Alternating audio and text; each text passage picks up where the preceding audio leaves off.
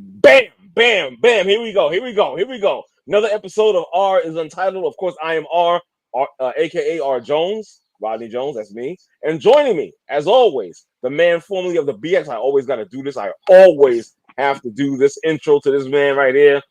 Formerly of the BX, now residing in North Carolina, Dominic Donardo is here. He's live. Thank you, brother, for showing up. It's always a pleasure for me to have you on. How you doing tonight, my friend? Good evening, R. Let's roll, baby. Let's roll. Two things. Two things. Got to get out the way real quick. I like to pay some bills. Well, you know what I mean by that, of course. But I encourage you, I implore you, people that are watching, to like, share, and subscribe. Once again, like, share, and subscribe. Now, I normally don't do what I'm about to do, but I'm going to do it anyway because my thing is fuck it. You ain't got shit to lose. With so many friends on Facebook and other social media, I'd like to think I would have more than 30 something subscribers. I'm trying to get to the road of the first plateau is 100, then 500, then 1,000, and so on and so on. I would truly appreciate that if you did like, share, and subscribe on the R is Untitled YouTube channel. Like I said, I normally don't do that, but desperate times call for desperate measures. And trust me, I'm not desperate, but I just need the support, and I would appreciate that. So with that being said, that's one thing. I said two things. The second thing is, let's go Yankees. Let's go Yankees. Yeah, let's go. Okay. Yeah, we're definitely this could be a watch party as well, possibly. I see you, Ronan. Thank you for joining us tonight, buddy. I see your mic's on mute. We can unmute yourself whenever you're ready. Dom, how you feeling again, man? You good? Yes, I'm good, Art. It's a rare occasion I would ever mix the Yankees and anything else in life. But here we are. You know what? My wife was shocked. She said, "I know you ain't going out there." I mean, you my know boy what? Steve Azul, we're talking to each other in the morning. Yeah, He's like, yeah. Dom, it's Yankees, and you know how you are. I'm like, Dude. like I said before we started, I'm thinking, man, by the time we get done, it should be the meat of the game. Hopefully, we're winning, but at least we'll catch the meat of the game, the end of the game. Right. So here we are. Let's go, we Yankees. Are. We ain't Let's got go. time to mess around. You got All hands that right. on deck, That's it. If you ain't here, you missed out. It is what it is. Yo, we talking about the Yankees. Why not start the program with talking about the Yankees? Game 3. Now, first of all, and I understand this whole wild card concept. However, with that being said, and as crazy as this may sound, dumb, I'm not really a fan of this 3-game thing. I'm just not feeling it. I'm more old school. I'm more of the best out of 5. You know what I'm saying, for the opening round and whatnot. Then we get to the best of 7. But this best of 3, and then you have 3 games all for the home team is the higher ranked, higher seeded club. Right. I'm not really a fan of that, to be honest. Yeah. The only thing that swayed me, and I was telling Reggie in our little group chat. Right. I'm like you are. I'm old school, but remember, old school went away when they split everything into 3 divisions within each league. Right. So that threw out your normal playoff routine. So of course they went to the wild card, and because I'm a get off my lawn kind of guy, then you really annoyed me when you had this shit and it was one and done. One game. Oh my God. Like the NFL or March Madness. One game, you're gone. I was like, I don't like that. They should have left everything alone. But now, again, if I didn't like A and they give me B, now you're right, I guess because of logistics, travel. Yeah. You can't say money, not in baseball. We can't say money is an object. I think it's the logistics. So everybody can't go from New York to Boston. What would you do? Play New York, Boston, New York? Or how would you break 3 games up? You know how I would break it up, Dom, honestly? The lesser seeded team gets the first game. And I know that kind of sounds crazy, but then the last 2 games go to the higher seeded teams. But it gives the team with the weaker record the upper hand from the beginning. I mean, again, I don't like it. It really shouldn't. I don't like the way they do it because it's sort of making me think, with these all 3 games in, let's say, the Bronx. Right. You know what? Maybe the one and done wasn't that bad. Because guess what? It was only a minute ago when the Mets had the home field in the wild card and they never won a game. Right. So again, my old school, get off my lawn. I'm with you. I'm with you on that. I see. Here goes my crabby friend. A certain young man shaking his head. Mike is live. First of all, here we go. What? You're not following the agenda because I was going to leave when this topic came up. This is not supposed to be first on the agenda. What are you talking about? This guy, man. What are you talking about? An agenda. I'm a diehard Mets fan. He sent me the agenda. I was going to leave during this conversation and then come back for the rest of it. This is not supposed to be the lead in to the. I wouldn't do that to a Met fan. He bamboozled me. Yeah. Because I always say this, Craig, and you know, I'm not that guy. I am not a Yankee fan that hates the Mets. Now, this year, they rubbed me a little wrong because they started flexing after they got Soto. They was flexing. We gonna have in the next 5-6 years. And I still didn't take it that personal. Because at the end of the day, little brother still watching big brother play in October. And guess what? Soto had one category better than he had with the Yankees last year. 2 more home runs. Stolen bases. Yeah, 2 more home runs. Stolen bases too, right? So it's stolen bases. Wasn't he a 30-30 guy? Yeah, he wasn't going to steal many bases batting in front of Judge. You ain't going to do that and take the bat out of Judge's hand. I get that part. Don't get me wrong. But I give the Mets credit, you know. No, I don't. Not really. Because they didn't even go down swinging, man. If it wasn't for the Detroit Tigers, this is why I didn't want to be here. Oh, stop it! Yes, you do. If it do. Wasn't for the Tigers making that comeback and winning against a team that passed them at the end of the year, that's what saved the Mets from having the ultimate collapse. Was the Detroit Tigers blowing a 15-game lead, a 10-game lead within less than a month? That saved the Mets. Yo, bro, hold on. Where'd you go? You disappeared? Don't hang your head in shame. Don't hang your head in shame. Come on back here. What was the first topic? Oh, I forgot. Honestly, it wasn't this. How do you know? How do you know what's in my head? How do you know what's in my head? And before you can answer that, let me bring Mr. Live in as well. Mr. Live, your mic is live. Thanks for joining. Hope all is well. Yes, sir. What's good, brothers? All right. First of all, let's stop for 1 minute. All right. Okay. How you doing, Craig? Long time no see. You know I love you, man. Yeah, they be working me to death, man. I'll be missing the show. I know. I was just, not to get off the subject, I was just talking about you to my son. Oh, all right. Tell him I said what up. Yeah, you know what, guys? I hate to say this. I hate to break track. We need to get together. We need to get together. October 26th, Miami, Knicks Heat. Let's do this. I can't even go, to be perfectly honest. You guys. I'm gonna tell you why real quick and whatnot. No, I'll tell you why. Because of work and whatnot. Now I work with a partner. I have a partner of mine that we work together. This gentleman recently had angioplasty surgery done. He's gonna be out until like February or March of 2026. I can't go anywhere because they don't allow 2 people from the same shift to take vacation. It has to be one or the other. Yeah, that's how it works. That's how it works. It's crazy, but so right now I can't do anything until this guy makes his way back.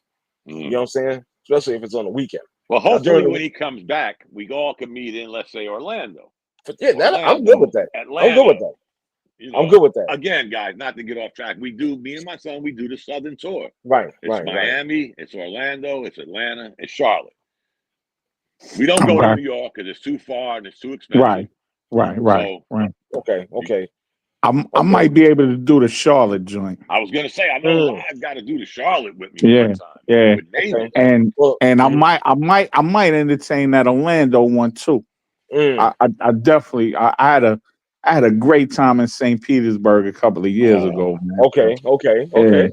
So I might be able to do the I will say this live, and for the rest of y'all, we might have missed a golden opportunity with Orlando. Because guess what? They're not the Orlando that sucks no more. So especially when the Knicks come to town, you're right. Go up to begin with. That would have been a great moment right there. You're right. Yeah, and sure. Our best bet is Charlotte, because Charlotte sucks. And even if they raise the prices for the Knicks game, it ain't going to be, $300. I mean, what's the price going to be for Orlando? I mean, come on. Even though they're getting better or whatnot, they're becoming. I'll say this: we're in row 116, and with taxes, fees, it came to like $208 per ticket in Miami. That's not bad. That's not bad. That's not bad, guys. The same. And you said row 8, section 119. Yeah, 119. Row 8. Last year, guys. Section that's not 118, bad. That's not section bad. 118, row 9, or G, one of the letters, was $138. Same area. That's really not bad. That's no, it ain't. That's really not bad. We thought we were going to get over again this year. Now, remember, guys, I'm paying that plus flights, and it's still cheaper than the flights. No, a game for $200 be like any Knick game for me, man. Yeah, that's not a bad. That's not. I tell you right now, I went to 3 Knick games last year, and I'm easily spending $450, $500. Yeah, easily. That's for the whole game. Yeah. Like in a 200 section at the Garden. Yeah, at the Garden. Yeah. And I mean, for me, man, I like the last Garden game I seen was literally the Wizards and with Arenas on it, and that was $400. I'm scared to say what I paid for my tickets. Huh? I ain't been to the Garden. I'm scared to say what I paid for. You ain't missing nothing, Don. You ain't missing nothing. How much you paid for your tickets, brother? Nothing. This guy. That's why I got to go visit this clown. Dom, I got to connect over there. She work at the bar too, so I get free drinks and all that. But that's dope. Yeah, that's dope. I honestly don't like going to the games because I'm so at peace watching it at home, not having to deal with that traffic. Because I'm coming from Jersey, so not having to take the train out there and do all that. Like that stuff to me, honestly, going is a headache. I went out there. I think the last time I went was 2 or 3 years ago when we opened up against the Celtics and it went to double overtime, and I had a ball. And then I had and to then use the bathroom so fans, bad, man. I ain't want to go in that bathroom. It was terrible. Like I was like, oh my God, this game never gonna end. I must have got lucky. I must have got lucky, Craig. When I was there, remember, and you didn't want to go with me to the Bronx when your stomach was bothering you. Yeah. It took me like 15. It took me like 15 minutes to get from where he's at to the Bronx. I was like, everybody complaining about this traffic. This shit ain't that bad. Guess what happened on the way home? Yeah, that's when you ran into the traffic. Exactly. That's when you ran into the traffic. Yeah. You was like, oh, they don't know what they're talking about. Meanwhile, a little bit later, you right in the heart of it. That 20-minute ride to the Bronx, it took me about an hour and 5 minutes to get back to the hotel. Where was that at, Craig? Teaneck? Yeah, right in Teaneck. I can get y'all tickets to the Garden, but it's like at her discretion when she can get them. When she get them, she always call me, but she also sent them to my phone, so I get the electronic one. So okay, I gotta go. That's but I get 4 tickets though. I get the Rangers too. I be having more fun at the Rangers games. Yeah. You know what? That's a different kind of fan base, man. Yeah. Like them Garden dudes, man. It's not they not for me, man. I feel very like uncomfortable. It's almost like pish posh, like the pinkies be out in the Garden, man, and it's like it's not a like they know they game and whatnot, but it's not. I don't know, man. It's like I know you cats, used to go in the bleachers in the Yankee Stadium. That was for me. That was real basketball. I mean, real baseball in the bleachers. You know what I'm saying? Like dirty hot dogs. Homemade stuff. Everybody passing.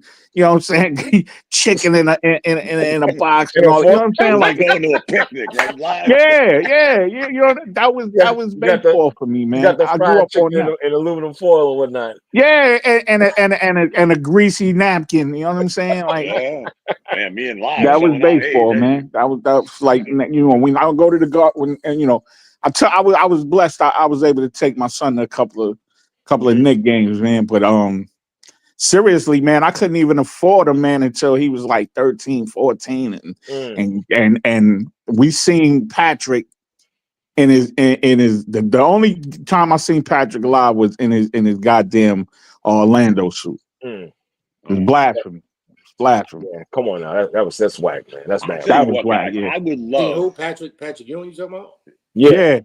I would love to see a hockey playoff game. I'm gonna tell you. Hockey. Yeah, that might be. I'm gonna tell you what else spoiled me though. This is another reason why I can't go. I think Dom knows this too. So I used to be in charge of sales for Jet and Ebony magazine for the whole East Coast. Woo! Nice. So I had floor seats for every home game for the Mets, every home game for the Knicks. Wow. The Mets, it was 10 rows behind first base. I had 4 seats. Wow. And I was in charge of dispersing to my sales team to give the client. So I would pick the games I wanted to go to. And I was literally sitting on the floor. So once you sit on the floor, I don't care if it's 100, 200, 300. Like, I don't want to go unless I get that. Like, I can hear them arguing on the court. I can hear them calling plays. Right. Like, that's what. Yeah. Wow. That's what's up. Once I had that, it's like, man, do I really want to go now what do I do? A little higher up? You know, like, and you gave all that up for this, ain't you? I got spoiled. Yeah. Obviously. Hey, Reggie, your mic is live. Thanks for joining us tonight. How you doing, buddy? He's at the bowling alley. Are you bowling? No. I am not at the bowling alley. Okay. I'm about to say. He just got his uniform on. Yeah. Uniform. Yeah, I just got the uniform on. That's all. What's up, fellas? What's going on? What's going on, brother? It was good. Just I'm here making dinner for tomorrow. Okay. That retired life is nice. Treating you real nice, I see. Somebody got to do it. You got the beard all lined up and shit. He got time on his hand. He's chilling right now. You good? You good right living now? the life. You're next, buddy. Come on. Not for another several Craig's years. a lot younger than us, but you're next. Come on. Not for a Come few to the more dark years. side, baby. Come to the dark side. It's I right. got a few more years. Then, well, I'm not even staying here. I'm not even staying there. So that I'm not staying in America. I'm not staying in New York. I'm out of here. I hear that. Where you going? Huh? Where you going? I got a few places on I'm checking out. I got Portugal, DR, yeah, man. also Thailand. Those two right there. You was on Hey, I checked out Belize, man. I was very close to Belize, man, until y'all heard you gotta take a small plane to get a larger plane to get a larger plane. See, yeah, that right there, I'm not a fan of either. That's why I did that. So wait a minute. Keep trying to tell you guys, man. Just come south, enjoy your life, get some beautiful. I can't stay in this country, bro. I'm not doing it. Not even the south. I dig it. Yeah, not even the south. So my man, hold on. My man here was saying I was on the internet. What you went and Google spots that's cheap to live where they love old black men. That's I know what you out there doing. That's what it is. Trying to turn American dollars into some action. You ain't fooling nobody, brother. I know what you're doing. He's right. Don't let me lie to you. He's 100% correct. Out of control. All gonna be on Chilligan's Island. Listen, man, you got that right. I'm gonna be on the beach, man. One on each side, serving me. Nah, dig it. Yeah, no, nah. What y'all do? Yeah, don't get in trouble. I ain't gonna get in trouble. What? Oh, come on, come down south. You know, every Thursday when I tell you, hey, all the usual suspects have been notified. Right. That's my number one suspect. Craig. Of course. And then he'll text me. Oh shit, I'm good. I'm not working nights. Right. I text him the next day. What happened? He fell asleep. He earned it. I understand. Trust me. He earned it. Now that's one fella that I can't wait until he moves south. Yeah. So where Shamik, you're in Jersey or no? Yeah, I'm in Jersey. Oh, you Jersey. Okay, got you. Okay, understood. Deep in Jersey or metropolitan area of Jersey? I'm in Teaneck, northern New Jersey. Okay. Yeah, that's not bad. Yeah, that's not bad. That's not bad at all. You know what I mean? You George Washington. Yeah, you in Jersey too? Who, me? Me, I'm in Brooklyn. Oh, okay. Yeah, Brooklyn, my second home. Yeah, I was born and raised Brooklyn. Oh yeah, I can tell that. If y'all still in Brooklyn, come with me to Eagle Academy when they play Jefferson out there. Okay. I'm one of the founders too. Y'all sit in my section. Okay. Yeah, around what time? Because I'm gonna be back up top. Wait a minute. For Thanksgiving. Academy. Yeah. Yeah. That's on Herkimer Street? On Herkimer, yeah, the all boys school, 6 through 12. Wow. Yes, sir. Yes, sir. Well, my daughter lives right down the street from there. Oh, so you're good, right? I'm one of the founders. My daughter godfather, the principal. Okay. That's dope. Okay. That's dope. Beautiful. Yeah, so when they play, I always go. I always catch the game, and I do mentoring over there. I'm over there when I'm off. I shoot over there, talk to the kids and all that stuff. I ain't been as active as I was when we founded it, but I still got an imprint over there. But I don't miss them games. You know, we coming back for that city championship too. I'm sure. They robbed us without a doubt. Our man got hurt, but we coming back this year. Okay. All right. Okay. Yeah, that's dope. Mm-hmm. Let me get back to this. What do you guys think's gonna happen tonight with this Yankee? I know Shamik don't really care too much because he's not a fan. I don't care at all. He's salty, man. He's salty. Can I say something real quick before y'all start this? Can I just say something? Go right ahead. Of course. I do not hate the Yankees, and I used to go to Yankee games when I was young. Yeah. The thing I hate is these damn fans that harass Met fans and think they better than everybody. That's what I hate. I don't hate the Yankees. I hate their fans. Y'all are where's Dave at? I know the other guy. Get on my nerves. That's what I hate. You know what the problem is, Craig? We don't think we're better than Met fans. We just know we're a better team than the Mets. And anytime we start something like that, you know we're gonna come back and say something that agrees with what I said. I'm just saying, man. I love you, man. You know that. We don't hate the Mets. That's not nice. You basically said you hate them without saying you hate them because no, I said we don't hate the Mets. We just know we're better than them. We don't act like we're better than them. Like you know how you I don't know if that's hate. Yeah, I know. It's like remember when you was a kid and you thought you dressed better than this guy or that guy. We're just simply better than the Mets. It's not a bad thing. If you had to be worse than the Yankees, if that was the worst thing that could ever happen to you, that's not bad, man. We're talking about the Yankees. We ain't talking about the Pirates. We're talking about the Yankees. All right, wow. He's gonna go. He's gonna leave. No, he's not going. Oh man, come on, man. Don't hang your head in this thing. Stop that. That's my brother, man. Leave him alone. I'm not tolerating this. I'll be back. We're not bothering him. You are. I'll be back when something relevant comes on. Go ahead. Oh my God, man. Come on, man. That's rough. He ain't lying, though. You know, no lies told, but hey. You know what it is? Carlo. I think you uninvited to the basketball game too, but I heard what you said. No, I honestly think it's a lot of like very sensitive feelings and whatnot. Yeah, you saw. That's what I think. I don't think it's hatred, man. I just think you guys are ultra. They're ultras. He almost clocked it. He sat there, almost got thrown out in second. Hurry your big ass up, shit. Look at that shit. Hell yeah! All right, let's get it going. Sorry, Shamik. All right, let's talk. Let's move on. Let's move on. Let's make the brother come. I'm gonna hide just for my buddy. Now my camera's working. Now y'all motherfuckers are hiding and shit. What kind of bullshit is this? All right, let's. You know what I'm saying? What kind of bullshit is this, man? Come on now. Where's Dave at, man? I have no idea. Let's get into this. Make Shamik feel a little bit better. Napheesa Collier speaking out on the lack of leadership with WNBA management. She takes issue. A lot of players supported her position. I was looking at that video and reading that article, and I'm like, what? You know what? They actually made me feel a certain type of way about the WNBA and whatnot. I actually felt sorry, believe it or not.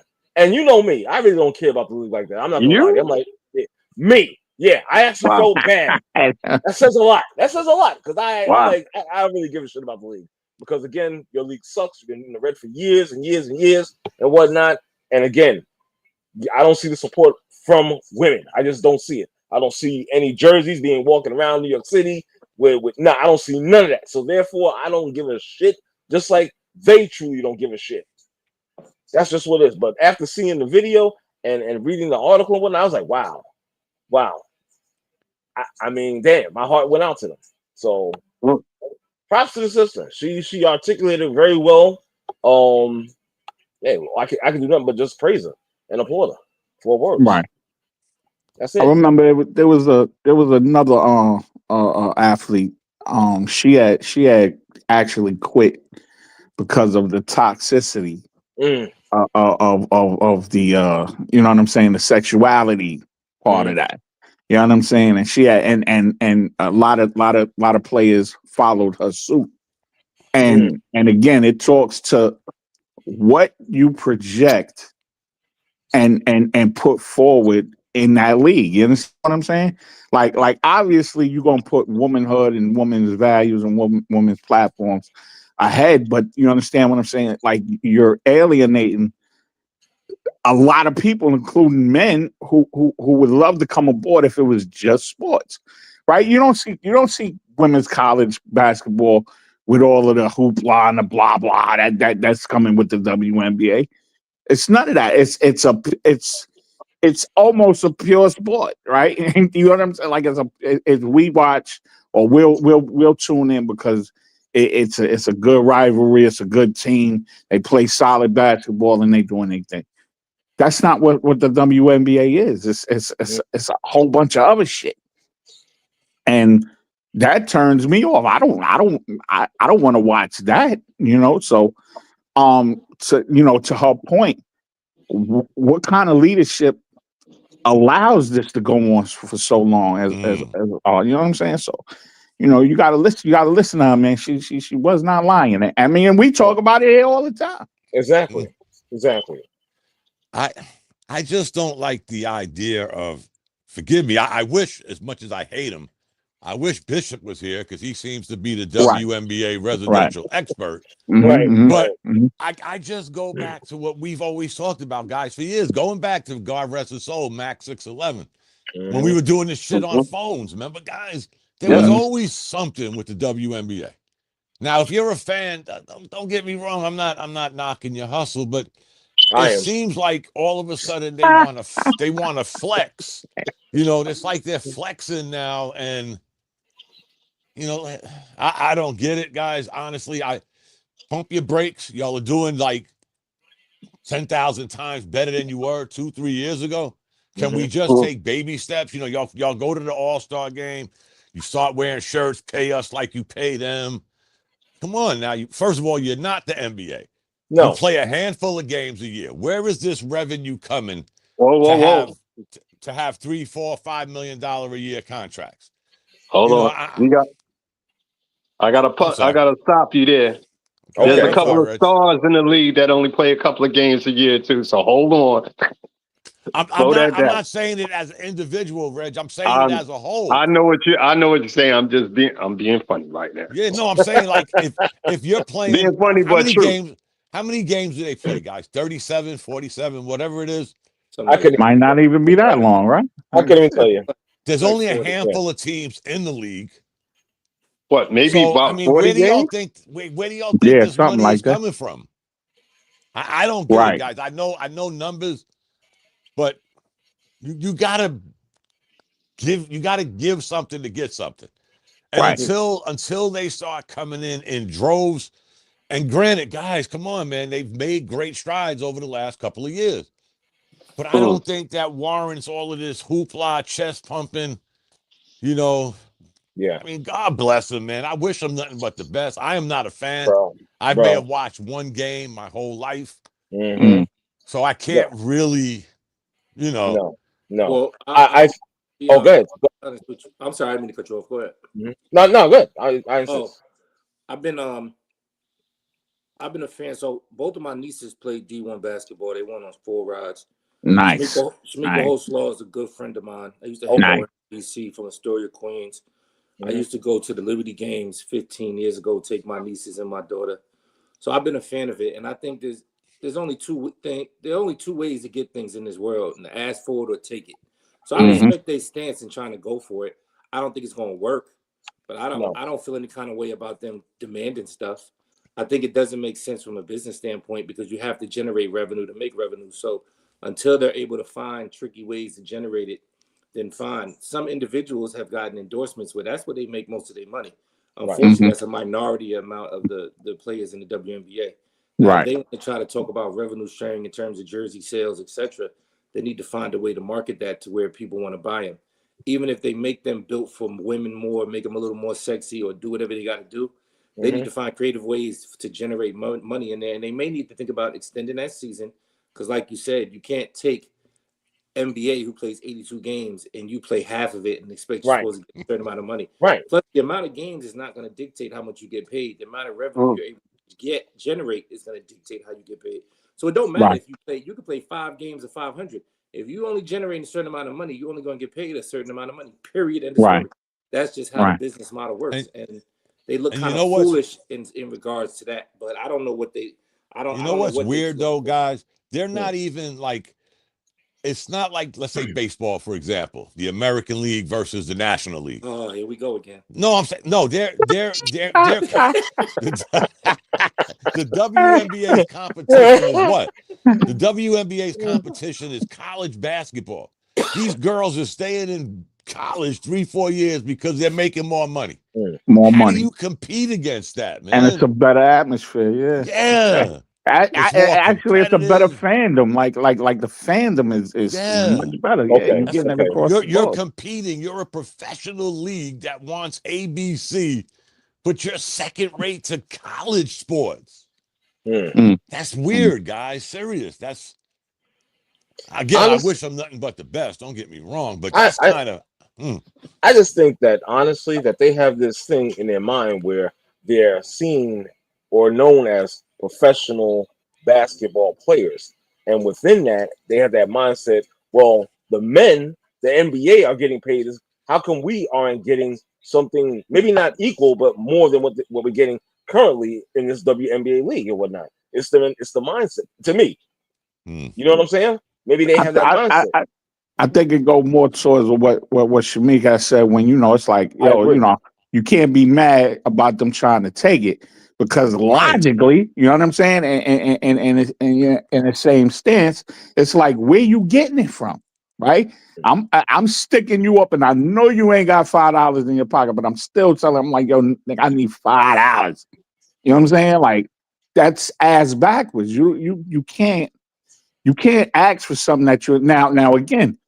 The brother was very eloquent in saying they don't have to play 40 some odd games. They just need another place where money is being generated from. Yeah. All right. To ask for get money, you need to get money. That and where are you gonna get money? It's already only the last couple of years, the Dom's point, have they been making, in the black money.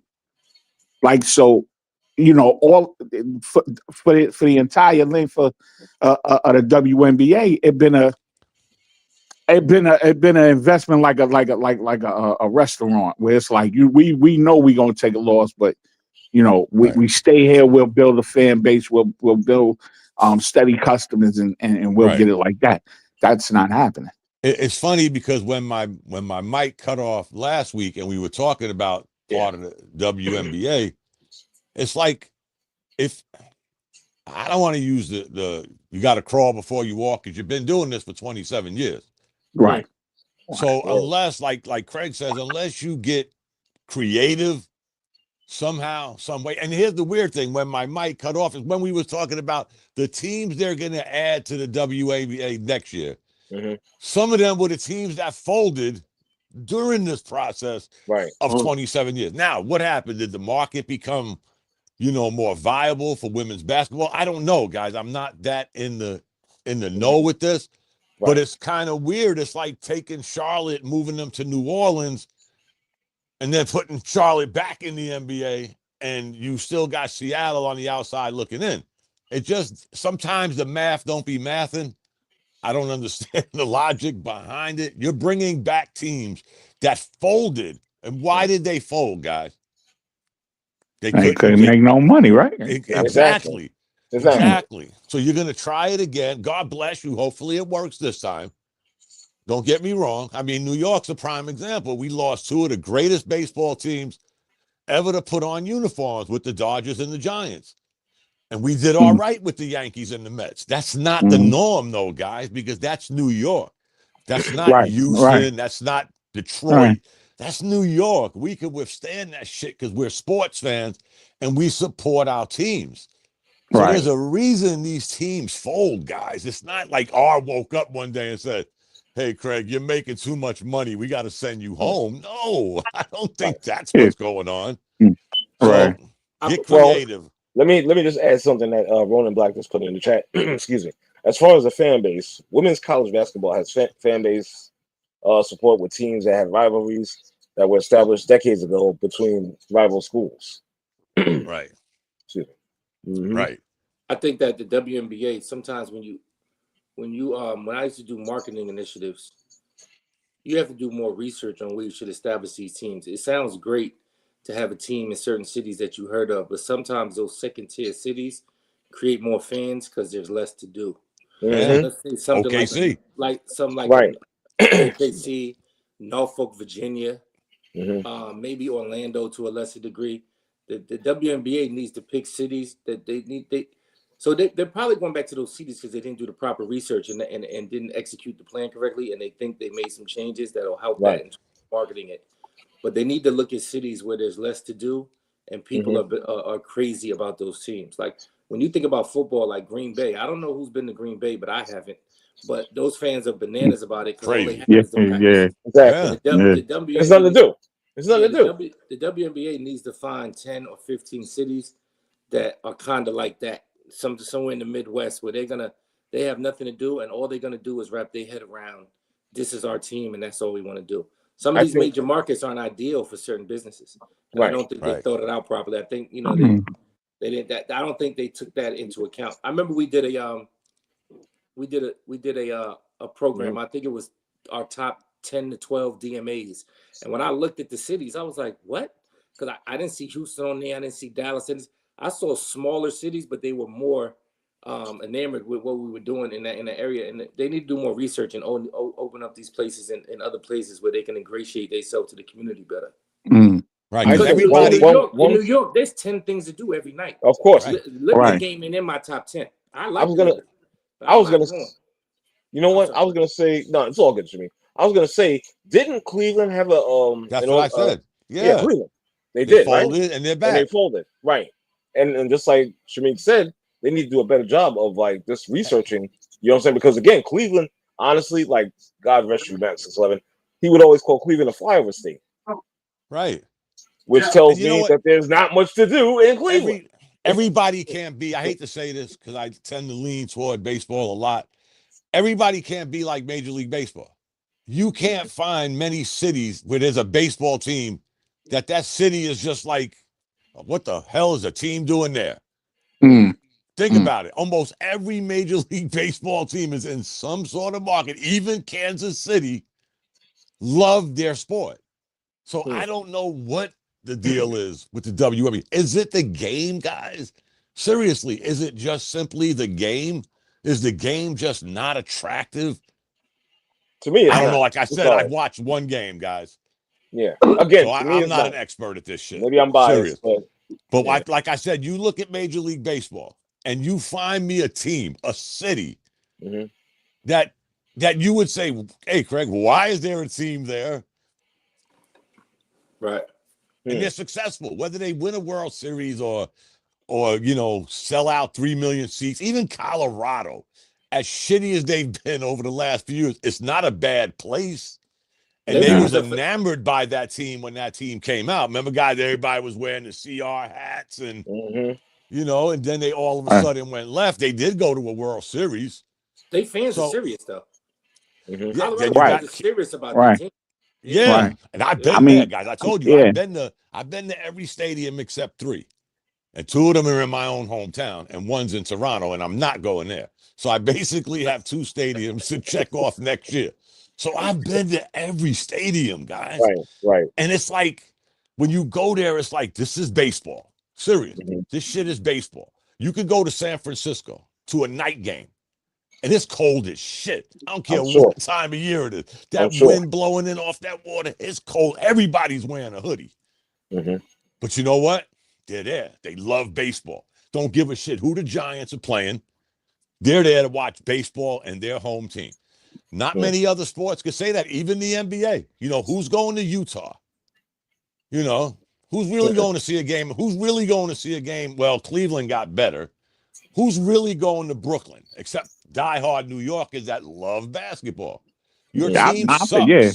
Your team sucks. Hard. Really. Yeah, hard. Yeah. And I'm a Brooklynite to the death, like to the dirt.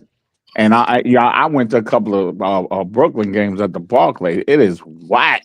It's trash. Like I only went to go see the Knicks. You know what I'm saying? But right. Like I was this close when they was about to sign Jeremy Lin. I was gonna jump ship if they would have said if Dolan would have gave him that big ass contract. I was about to jump ship.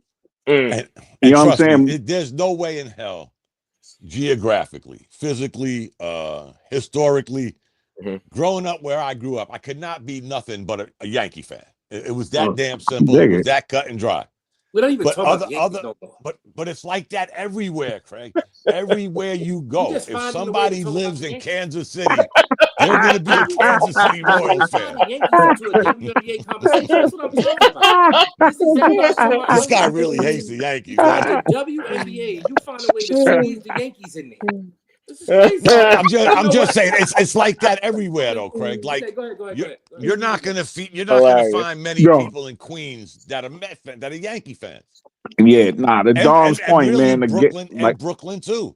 Yeah, because Brooklyn and Queens sort of filled that void of the Giants and the Dodgers leaving. Yeah. So they weren't going to be Yankee fans because they hated the Yankees. So that's where your Met fan base came from in the beginning, back in the early 60s. But you go I'm telling you guys, it's been such a joy to do what I've done because these fucking people just love their team. Period. End the conversation. We can say what we want about baseball. The best union, making all the money. How does the WNBA translate that fandom? That's what I mean. Yeah. Is it just a game? To they stop sign it. I like that. I think it go back to what the young lady was talking about in her press conference. The leadership. You know what I'm saying?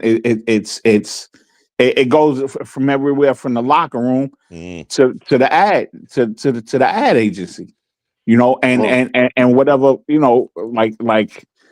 vitriol, whatever you projected out in the public, it comes back as product or product appeal, and it's like it's not translating down here in the South. The Gamecocks run shit. Oh, please, Gamecocks run shit.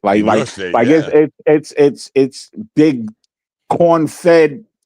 White boys wearing it, black. Everybody in between purple. Everybody rock Gamecock stuff, and like Walmart has a whole section dedicated to the Gamecocks, and every whatever colors they got, the burgundy joints, what I'm saying, is ridiculous.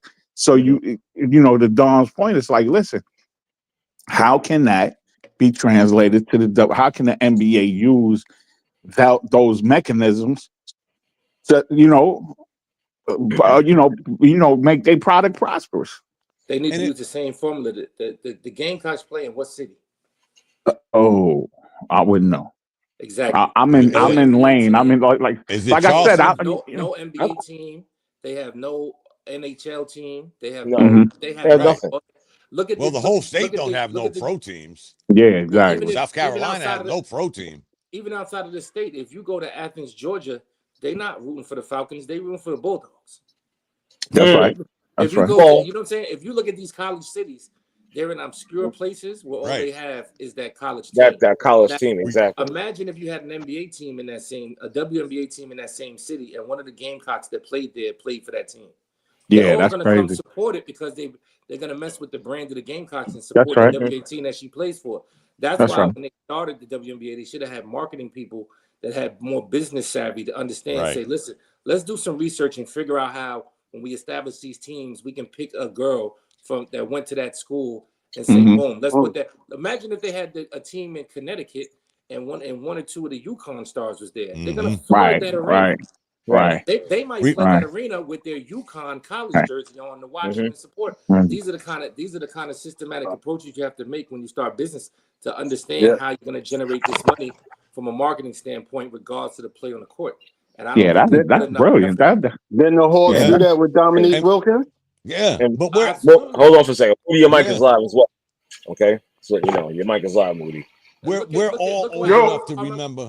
We're all old enough to remember how hard it was for pro teams to break into Florida, except for the Dolphins. It was really hard because of why?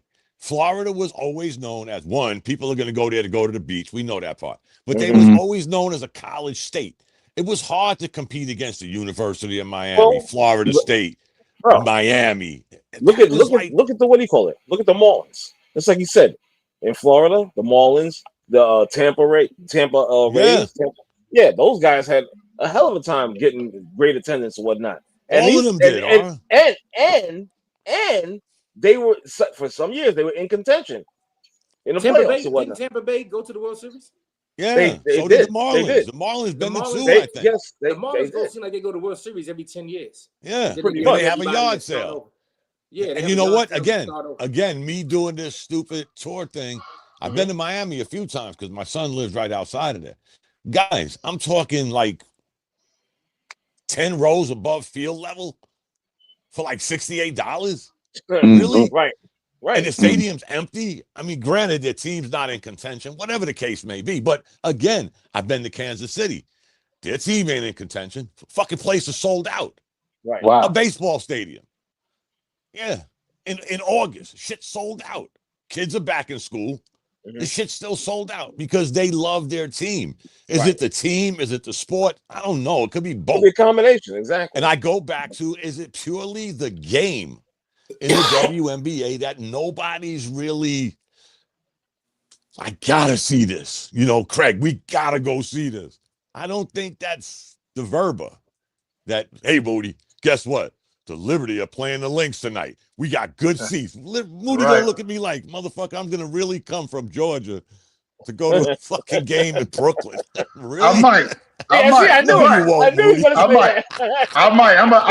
I'm a big WNBA guy, but if we're talking, if we're talking about the marketing of the league that started early, y'all know I'm the uncomfortable truth guy. Like you know, listen, man, from many years ago, the biggest gripe, and if you even talked about the WNBA, because you got to look at the interest differential here. Women's college ball is wildly popular. Well, the WNBA, the pro ball, it is not, and here is why. Universities are fervent. That's the first thing. It's student pride. It's all the people that want to go to. My daughter went to Georgia Southern, which is actually a D1 school, but all of their teams are trash. And so she went there, but it was packed. They never had to unpack anything. What the WA did when they first started, the WA has had some of the greatest female players we've ever seen from the beginning to right now.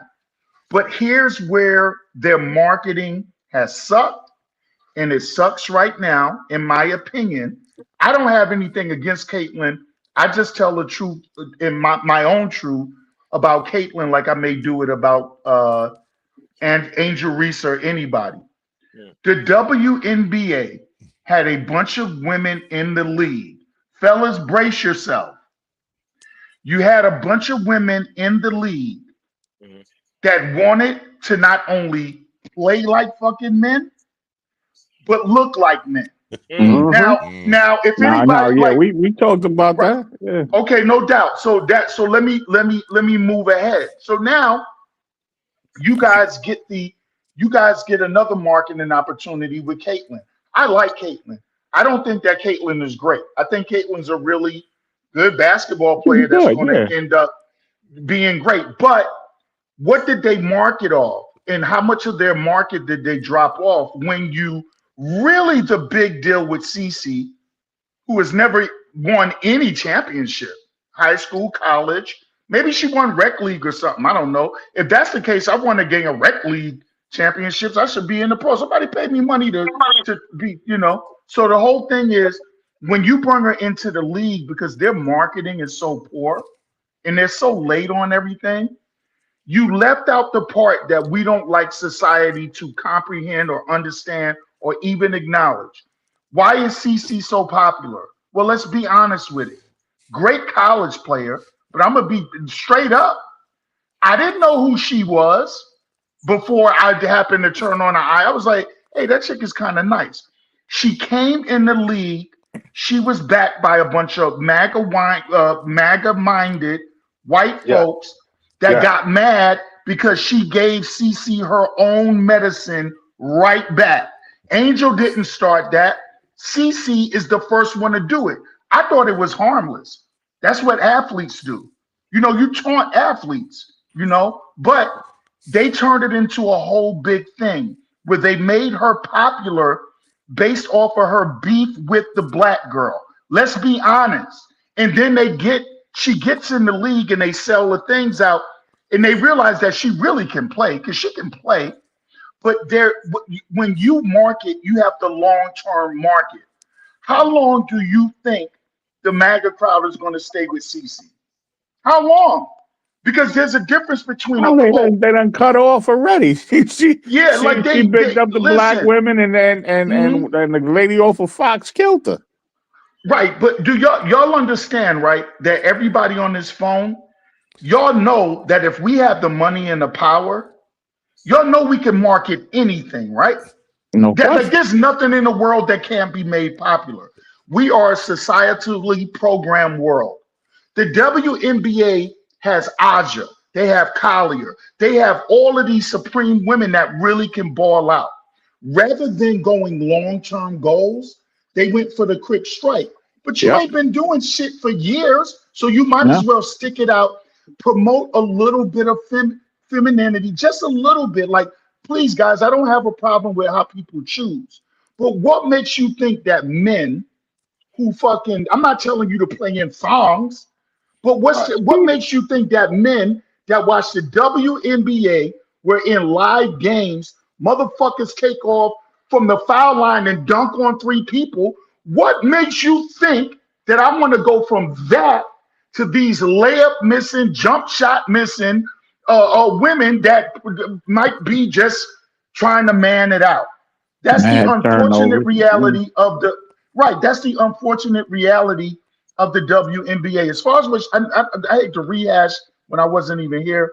As far as what Collier said, in the world I live in, I never take a one-way conversation. So I don't really know what happened. I just know she said something. If it's true that commissioner should resign, until it's investigated, I'm not quite sure. I don't know.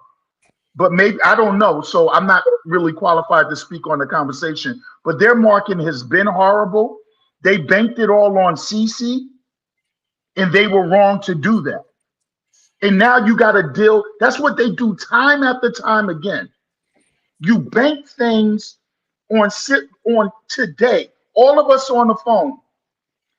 Hey Dom, if there's a $100 bill on your way to the bank, and I told you that there was 1,000 free dollars, 100,000 free dollars up in the 16-mile walk to the bank, would you pick up that money disqualifying your walk, or would you take the 16-mile walk to go get the 100,000?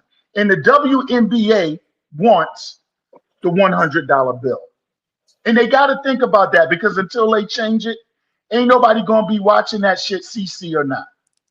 It's been a wheels on the bus go round and round. We could come up with a million scenarios, a million colors, a million athletes. This has been an ongoing thing with them. And that's the reason we're saying shit like marketing. Craig brought up marketing, or putting them in places where there's nothing. We could come up with a million things to do. I'm just thinking out loud, guys. Could it just possibly be the game itself? You know, every time like when you look at the success of college. I mean, again, given all the factors, given all the regional, given all of that, you know what I'm saying? Like you still got to go listen. There's something that can translate into a more professional situation like the NBA.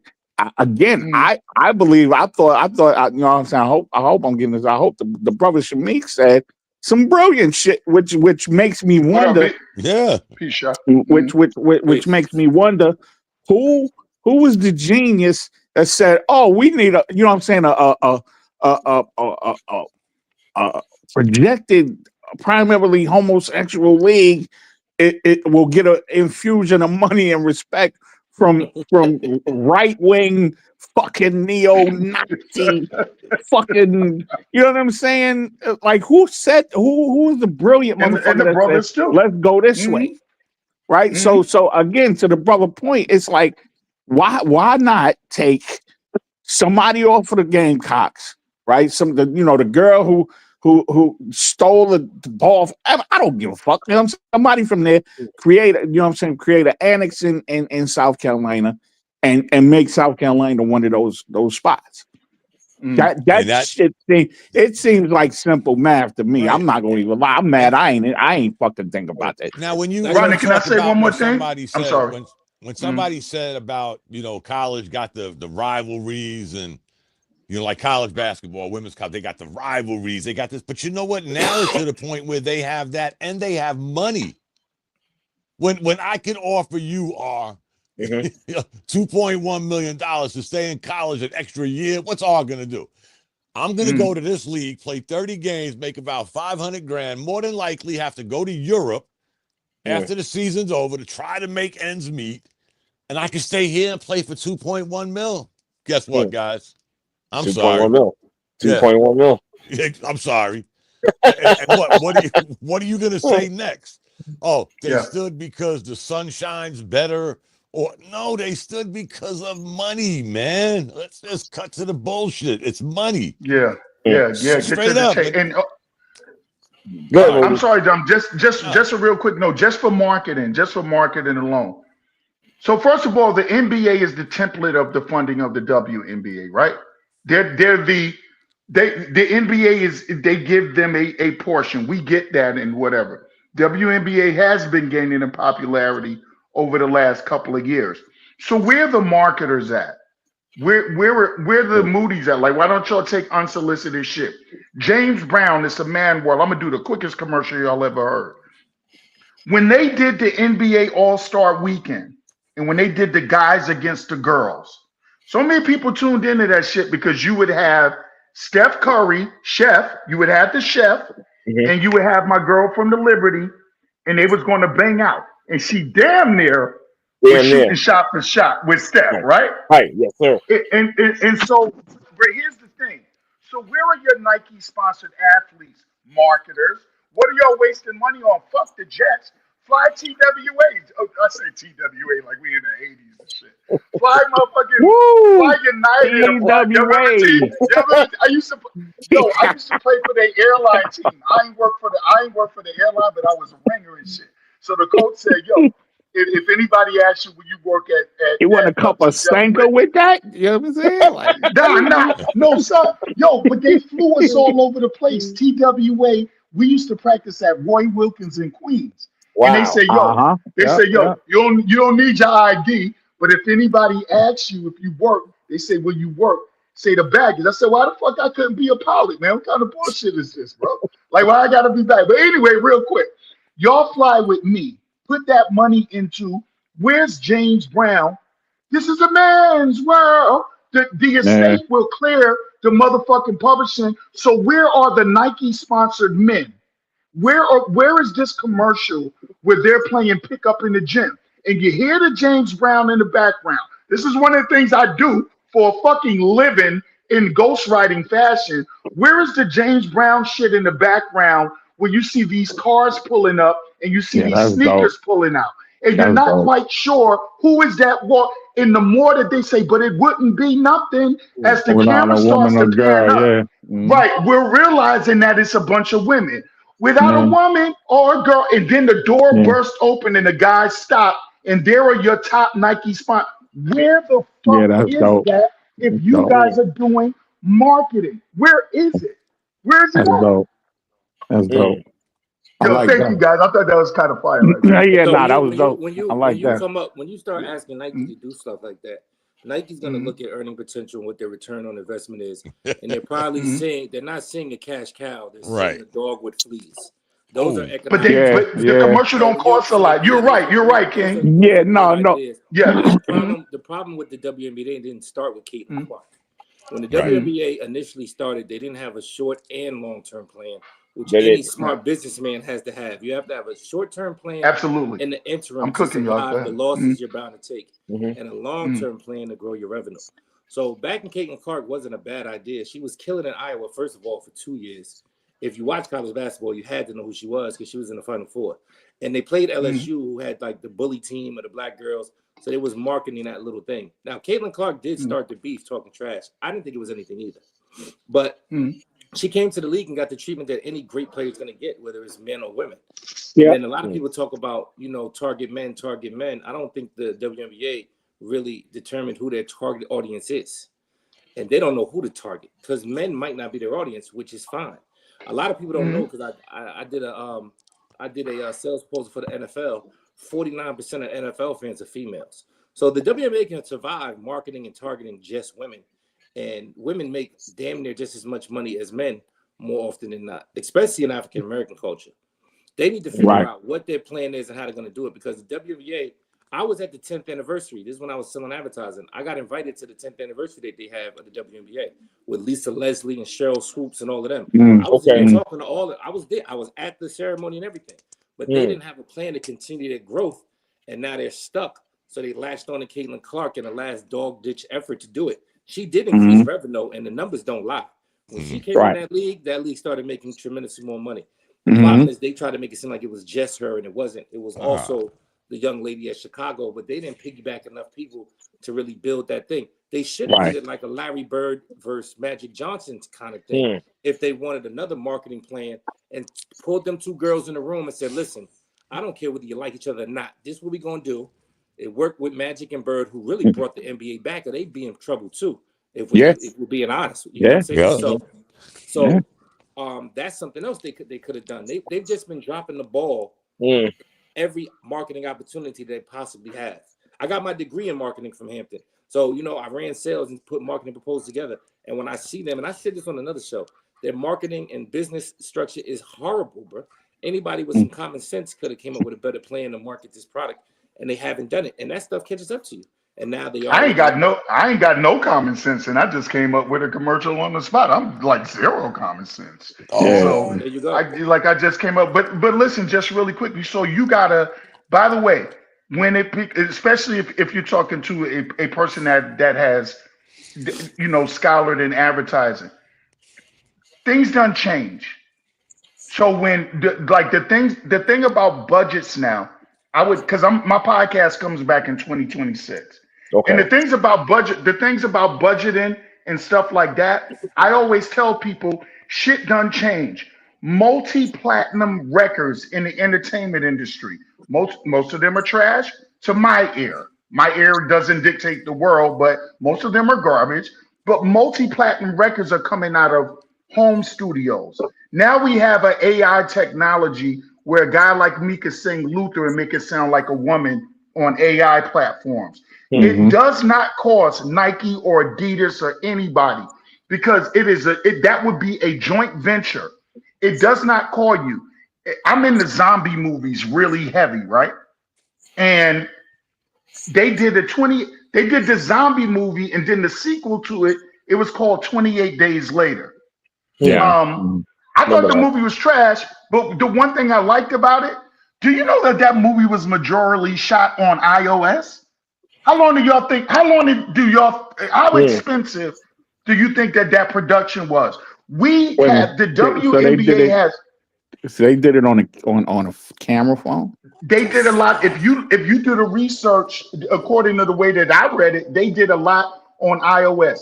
The WNBA has not, because if you can get those guys to shoot out with a girl and risk all of their pride and risk their reputation losing to a girl, I personally think everything is in the word of the tongue, right? The tongue is powerful. And I think that if you talk to the right people, I think those guys will be happy to come down. I think they'll be happy to come down, and they'll be happy to engage in something that'll take about 2-3 hours of their day and promote the sport. And the WNBA does not have excuses. By the way, I hope I didn't come off like blaming Cece. That's not my point. What I'm saying is you don't have a long-term goal when you understand where much of her popularity came from. You are not thinking long-term because the hatred dies. Yeah, hold on for a second. Hold on for a second. Let me just take time to bring the bishop. Your mic is live as well. Welcome to the show, sir. What up, fellas? What's up, Bishop? Okay. What's good? All right, live. You may proceed, sir. Yeah, nah, I don't think. I think she deaded that. You know, again, she deaded that immediately. She didn't. I mean, maybe not immediately, but she put her foot down where it was like, we're not going this way with my career. You know what I'm saying? Like, we're not gonna be your MAGA trumpet. You know what I'm saying? So that in itself, but after that, it goes back to the ball being dropped. You know what I'm saying? That horrible marketing. Aja has been phenomenal in her stint, and I hardly knew about her. Hardly. You understand what I'm saying? Until somebody was like, well, what about this young lady here? And I'm looking at her stats, and I'm like, oh, she's phenomenal. She's been killing everybody for years. What are you talking about? Girl from Vegas, the two-time NBA, the four-time MVP, Aja Wilson. Yeah, right. Yeah, so, but she's already a first. As soon as she retired, she's a first ballot already. She's already a first ballot level player. Right, but that should have been a selling point, right? You understand what I'm saying? That should have been. She should have been at the top of whatever heap you want to go. Instead, you promote a woman that I think what was 6 points and 10 rebounds a game or something like that. Oh, Angel Reese. Angel Reese had a follower from LSU. She's been on the understandable, right? But again, what we took, I think we even got to jump back to Dawn's point. What is it? Well, the ball's been dropped, but where has it been dropped? Are we not emphasizing the game? Right on the fandom, are we emphasizing how pretty Angel look? You know what I'm saying? Are we emphasizing on how racist Caitlyn is? You know what I'm saying? Like I don't think where are we going to land this plane at? Caitlyn is racist. Right. Nah, I didn't say no. I don't think he means that so literally, guys. Serious. Right, not at all. Not at all. I just said she came out and deaded that. Like, she's not racist at all. What I'm saying, the back of whatever machine is, you know what I'm saying? First, we gonna advertise this, that, and the third. Where's that push going? Where's that plane gonna land that's pushing whatever the WNBA is supposed to be?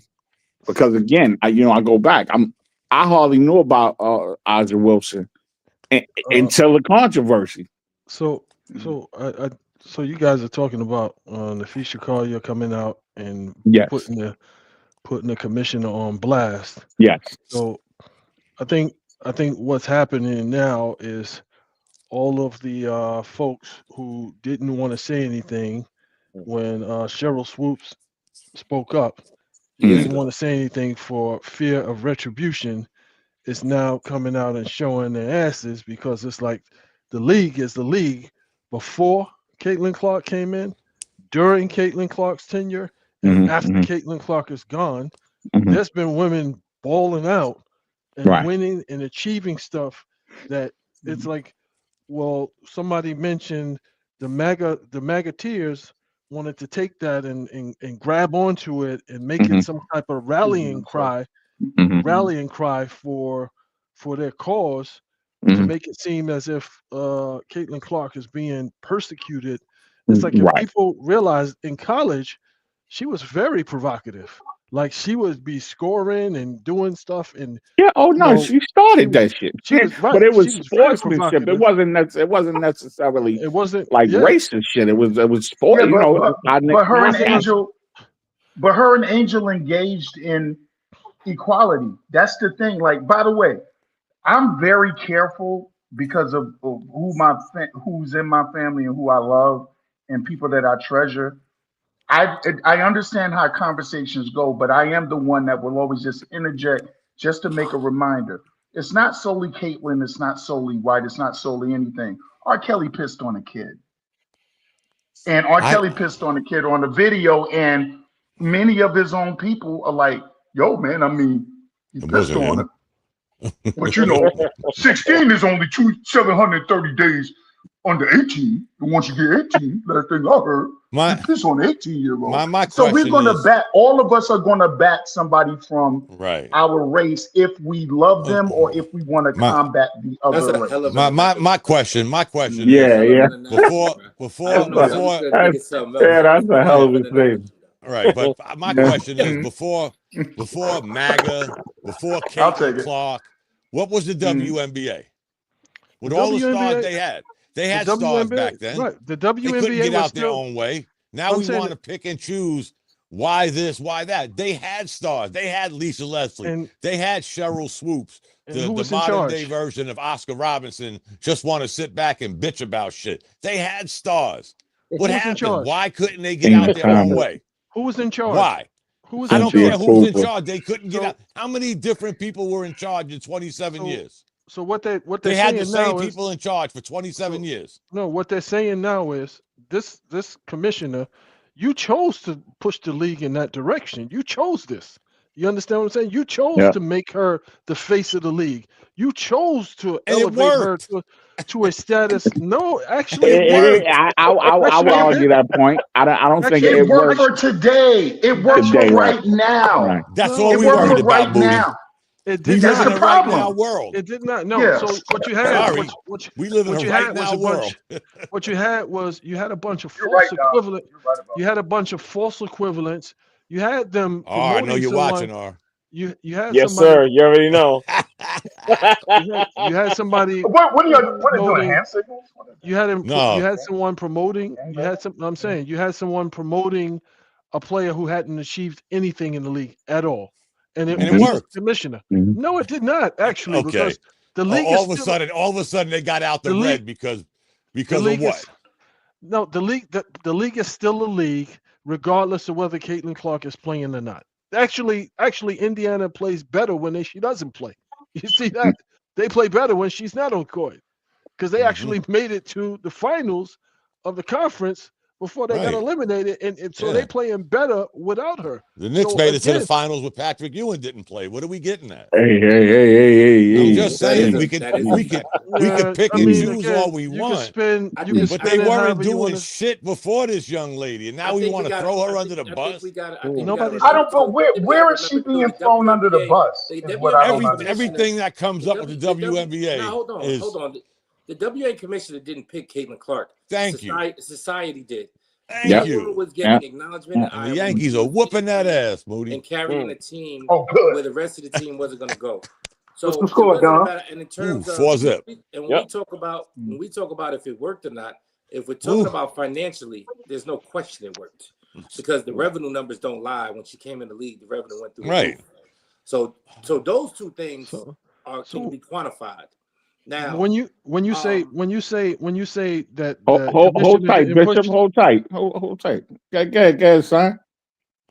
Oh, Shamik, you wasn't finished what you were saying, right? Oh yeah, no, I was saying from that standpoint it worked, and I think that like these NFL teams and NBA teams and all of that, you don't have to do anything. We see NBA rookies getting glamorized when they get drafted and haven't scored a point either. It was a smart thing to do. You have to hope that it turns out that she is good. It sucks that she got hurt, to be honest with you. So I'm not really mad at them for that. And the society was screaming and yelling her name all throughout the college playoffs. So it was a no-brainer to pick her and back her in terms of what WM did. They didn't piggyback off it right. And I think you have to understand too, you don't have to just market one thing. They could have done 2 and 3 and 4 and 5. Yes. Campaigns. They messed up when they just hung their hat on just one person. And that's then the point that I was making. That and create other like me and his brother was discussing earlier, like a Larry Bird magic thing with her and the other girl, or you just left it there and that's it. You let it die. Who's ever in charge is making horrible decisions. That's what that's the point I was making. We came up with 2 great ideas on here. Like, like when I was in marketing, we used to pull everybody in and have brainstorming sessions and say, we don't care how stupid you think the idea is, throw it in the middle of the table, let's talk about them. Nobody must not be doing, because if me and this brother walk WNBA, those commercials would be real tomorrow. So like, you know what? That makes sense. Let's call Nike, let's call Reebok, let's call whoever and back it. So I don't know what they doing over there.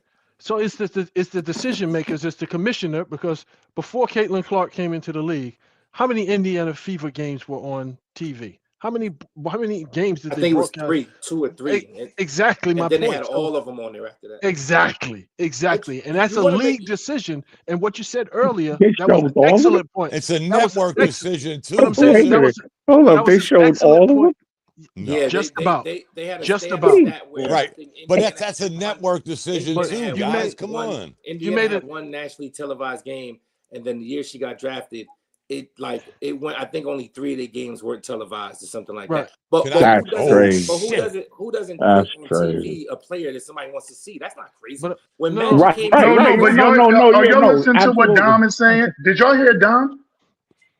What that's not a league decision. I ain't listening. Right? No, Dom. No, he said that. He said Dom said Dom said that is a network. Let me tell you something. It is a network decision. The NBA league is not bigger or stronger than the networks. The networks are opportunities.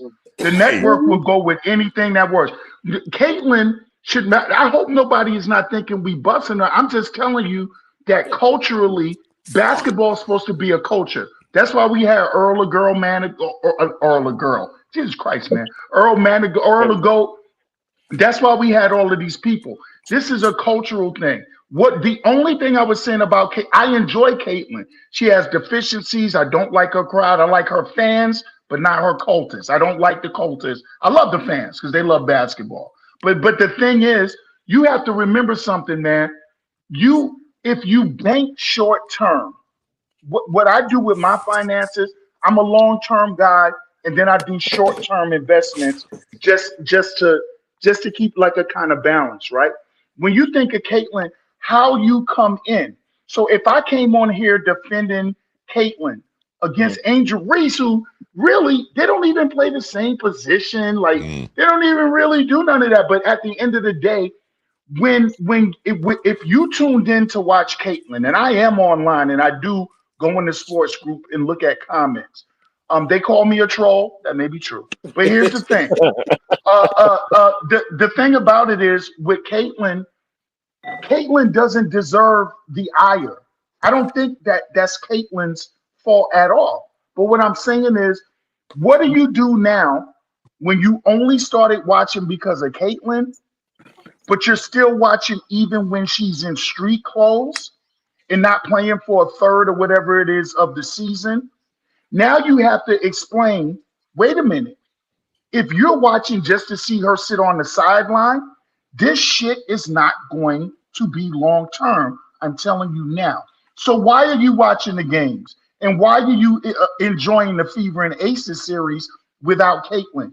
I appreciate the woman for coming in and getting that glamour, but I don't appreciate the league for the short goal, because those people watched that playoff game without her. So if you just implement other women and get them all together and stop all the cat fighting shit, stop it, and y'all can cat fight behind the scenes. They can improve the league, but how many times do you get to drop the ball? How many times you get? Yeah, so that cat fighting sells. You made it does, unfortunately. They should have did more. Like I said, they should have brought them in the room and started a whole conflict. They should have did something. Try not to talk over each other, guys, if you don't mind.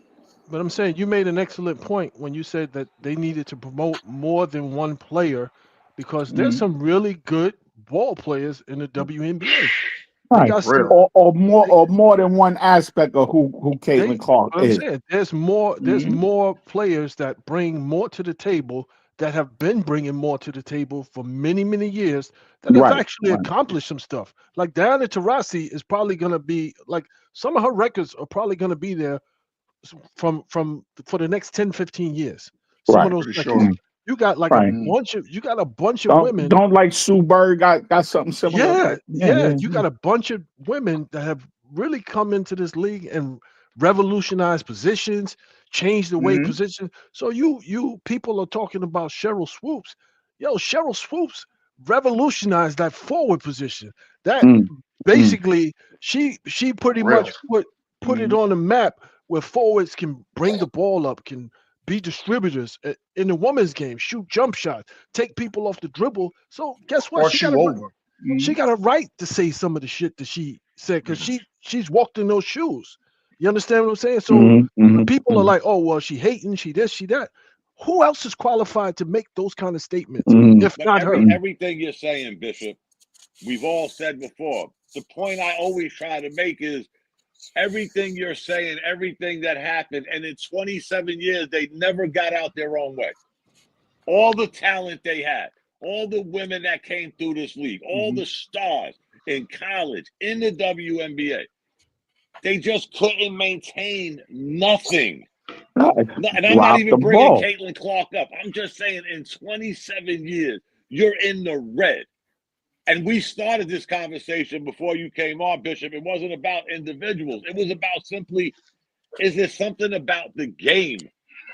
Not the person, not the players. Is there something simply about the game that people are just not enamored with?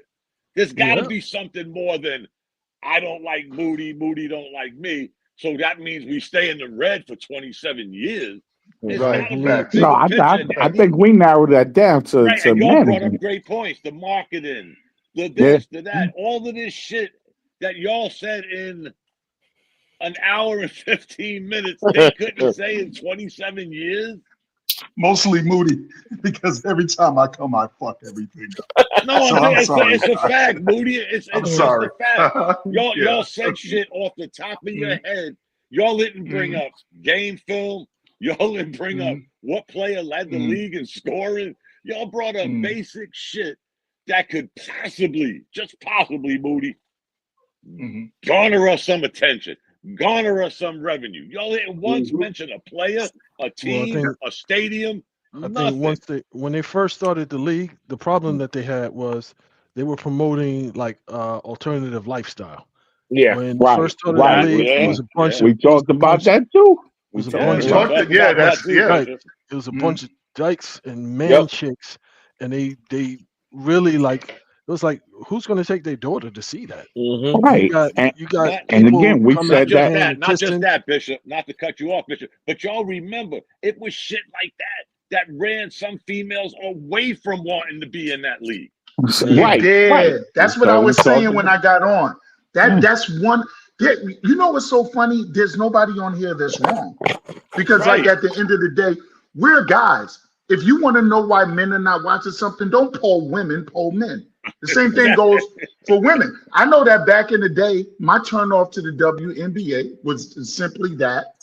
Exactly. I'm like, yo, this chick, honestly, man, no disrespect, I didn't know who this motherfucker was when she came. I didn't know if that was, is that Bill Russell? Like, who the fuck is this coming out? And then, like they're doing plays and they titty bumping, and I'm a guy, and I have breasts, of course, but I'm a guy, and I'm like, yo, that don't hurt.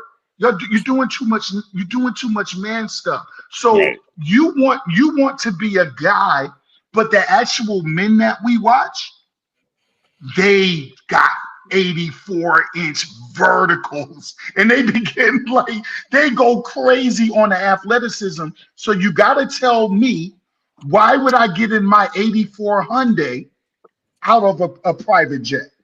What's going to make me get back in that Hyundai? Because I'm not going to come from the NBA to the WNBA. Right. You got to feminize it, and they have done that. There's a lot of beautiful women. If I was a bachelor, I'd be trying to sleep with that little chick from the 8. If I was a bachelor in 20 years younger, I'd be trying to sleep with the little chick from the 8. I can't remember her name, but yeah, guys, it's not Caitlin's fault. I think Bishop, somebody said that, and it was very wise, but I think we've all been saying that. Caitlin, I think the strongest line out of this conversation in particular, Dom he brought everything to front and center and said it's a network thing at the end of the day. It's not a league thing, because the league can't order the network. Right. So it's a network thing who they choose to carry, right? And so you got to understand, why don't they show the side of Caitlin that speaks against racism, even if they're her own fans? Why are they not showing this girl is a community person? She's out and about with the folks. No, but she does a lot. She does a lot of good. The reason they don't show it is because they don't want to scare away that demographic. And that's why I give the WNBA and the NBA all the credit in the world, is because they stand up against stuff. Like they will put on a Black Lives Matter t-shirt. Like they will go for it. So if you show the good side of her, you lose her biggest demographic. And until they have the balls to get over that, I think everything will be fine. But it's going to stay like this until they get some balls. You know what? R says it all the time, and I hate to beat that dead horse that R beats. But when's the last time you saw somebody with a Liberty jersey on? My nieces. Okay, all my nieces have them. I'm sorry. That goes full circle to everything y'all talked about. Marketing, right. this, that, and the other thing. R says he could walk down the streets of New York and not see nobody wearing a Liberty jersey. Not one person. Not one. Not a one. Yeah. Well, I would tend to agree with that. But the problem that they have, the underlying problem that they have, is even though they've feminized it and women come out and they wear their makeup and put their hair in certain ways and so forth and so on, is because they still promote this alternative lifestyle. I'm watching the games, I'm watching it, I'm listening, and it's like, oh, well, this person is married to this person, and this person is in a relationship with this person, and this person is this one, and these two are having a baby, and they just had a child, and this and that, and it's like, what does that have to do with the game? And it's like, what does that have to do with the game? And it's like you still promote it, you're using this as an instrument to promote an alternative lifestyle, and people ain't feeling it. And in the response to that, that's why the billboards are being thrown in the court. Networks, whatever you can say, whatever you can say. What are they doing though? They're targeting a certain audience that they think would buy into this. That's all they do. It's not like they're trying to target me. It's lazy Greg, marketing. Moody. Lazy. They know what they're doing. They know that's like a Tyler Perry movie. The dog comes home, everybody lives happily ever after. It's like the wheels on. They're not targeting me and you. They're not targeting Moody. They know what they're doing. I hate to say it, Bishop. That's not a huge demographic. It ain't my thing. It's not. It's not somebody's thing. It's not a huge demographic, and if you watch the games, you'll see who's in the crowd, and you'll see, the buzz cuts, and you'll see the couple the same sex couples, and then randomly, you'll see a dildo thrown on the court. Exactly. That's the displeasure. Yo, wait a minute. So this happens all the time? Yeah, what's happening a lot. A lot. All the time would be every game. But big up to the first homie that, I would never do. I think that's the ultimately super disrespectful. But big up to the first homie that snuck the 8-inch dildo in the thing. I'm like, damn, right? Where you get it from? Yeah. Let me just say this. Y'all don't check for dick at the game. Y'all don't check for dick at the game. Hold on. Let me just say this real quick. Hold on. It's time for Bishop to give his speech about the views expressed by the guest. Well, part of that disclaimer is whatever Moody says is Moody's personal opinion. I'm sorry, guys. He stays off the rails. His face is in infamy on Facebook. He stays. I'm sorry. Matter of fact, I'm sorry, guys. Real name I'm sorry. Suspended. Jeffrey Robinson, the often suspended one. No.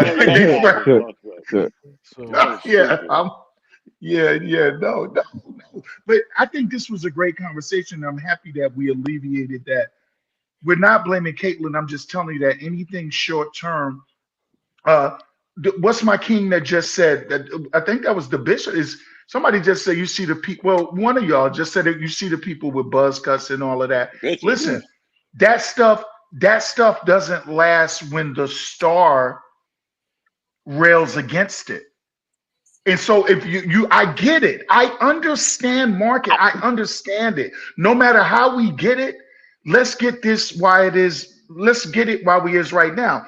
But the deeper you swim into the sea without a destination, the more likely your chances to drown. You have to understand that you're trying to go long-term with short-term things. The hatred won't last if the star rails against it, because when she did speak against the hatred, they freaking wilded turned. out. Everybody forgot that part where they turned on Kaylin's ass for like a week. They was Fox like, News went wait a minute. crazy. Yeah, they was like, hey, wait a minute, girl. I ain't never watched no bucket ball. Crazy. Yeah, I ain't never watched no bucket ball, basketball, motherfucker. Like I ain't never never watched seen no bucket ball. She was their champion, and she put out one statement, and she was the enemy all of a sudden. And they turned on her, and you did your long-term marketing off of that. Quickly. That was fun. That was fun. Yeah. So what? Why everybody from New York does this? Why is that when we don't understand? Why we go like this? Okay. The point that these players are making is you bank everything on this, and it flopped when you had more opportunity, and you were leading. You were at the helm, so you had some power to steer the ship in a different direction. All of it. All of the power. Caitlin ain't do none of that shit. Right. And you didn't. So now you got to pay the cost. You got to go. Right. Let it go. Right. And if all the stars in the league, are railing against you, you got to go. Right. And that was brave. At the end of the day, guys, what is it? I mean, we always fire people. We've been over that story a million times. But at the end of the day, where does it take the league? So what they're saying is Bishop tomorrow. Where does that take the league? Moody's going to come in with his, I can do anything, you can do better. And facts. Still got to see what's going to happen. Yeah, so Napheesa Collier is in a unique position because she runs that separate league outside of the league.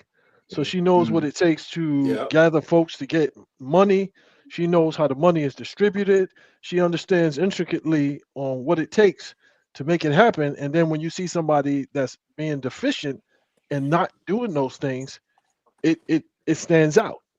It stands out. I don't know if you heard what she said, but it's like not being able to unsee the things that I know now.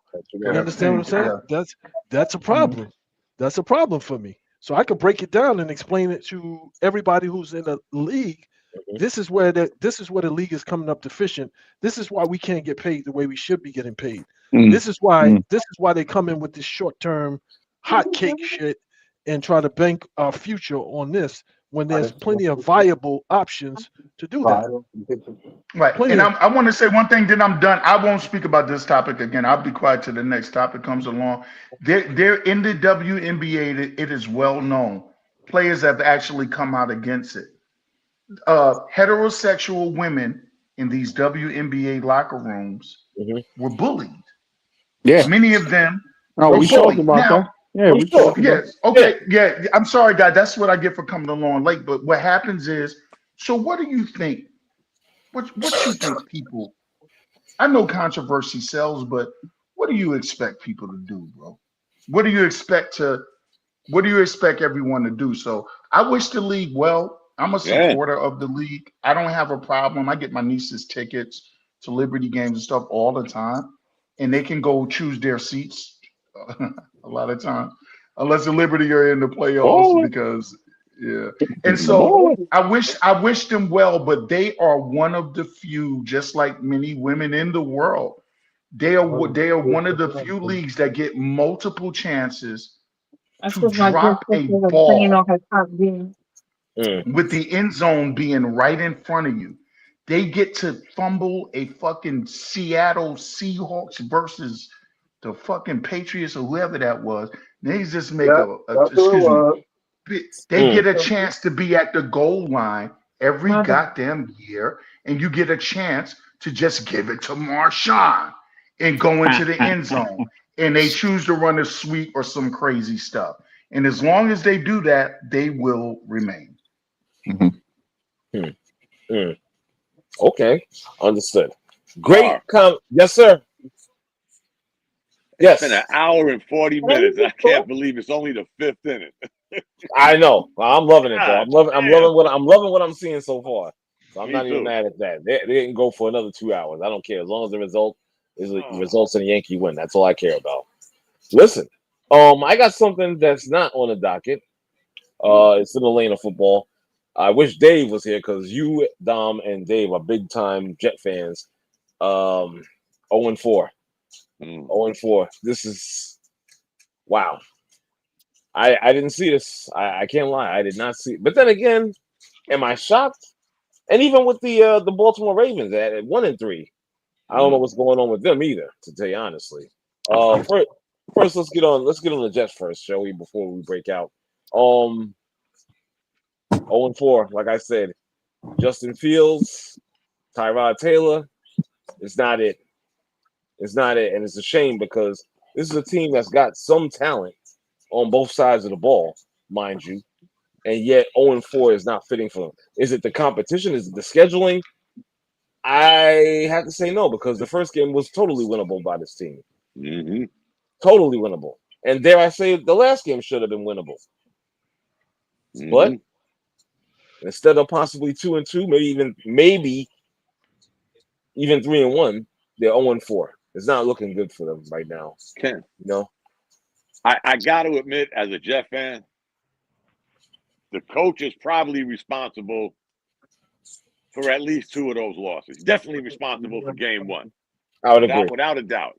He's responsible for that. You're going for 2-point conversions when you don't need to go for a 2-point conversion. Exactly. I get it. Win. I do get it. He wanted to kind of differentiate himself. Yeah, exactly. Then a Rob Saleh. Yeah, I get it. But at the same time, it was a stupid move. Right. And you know what?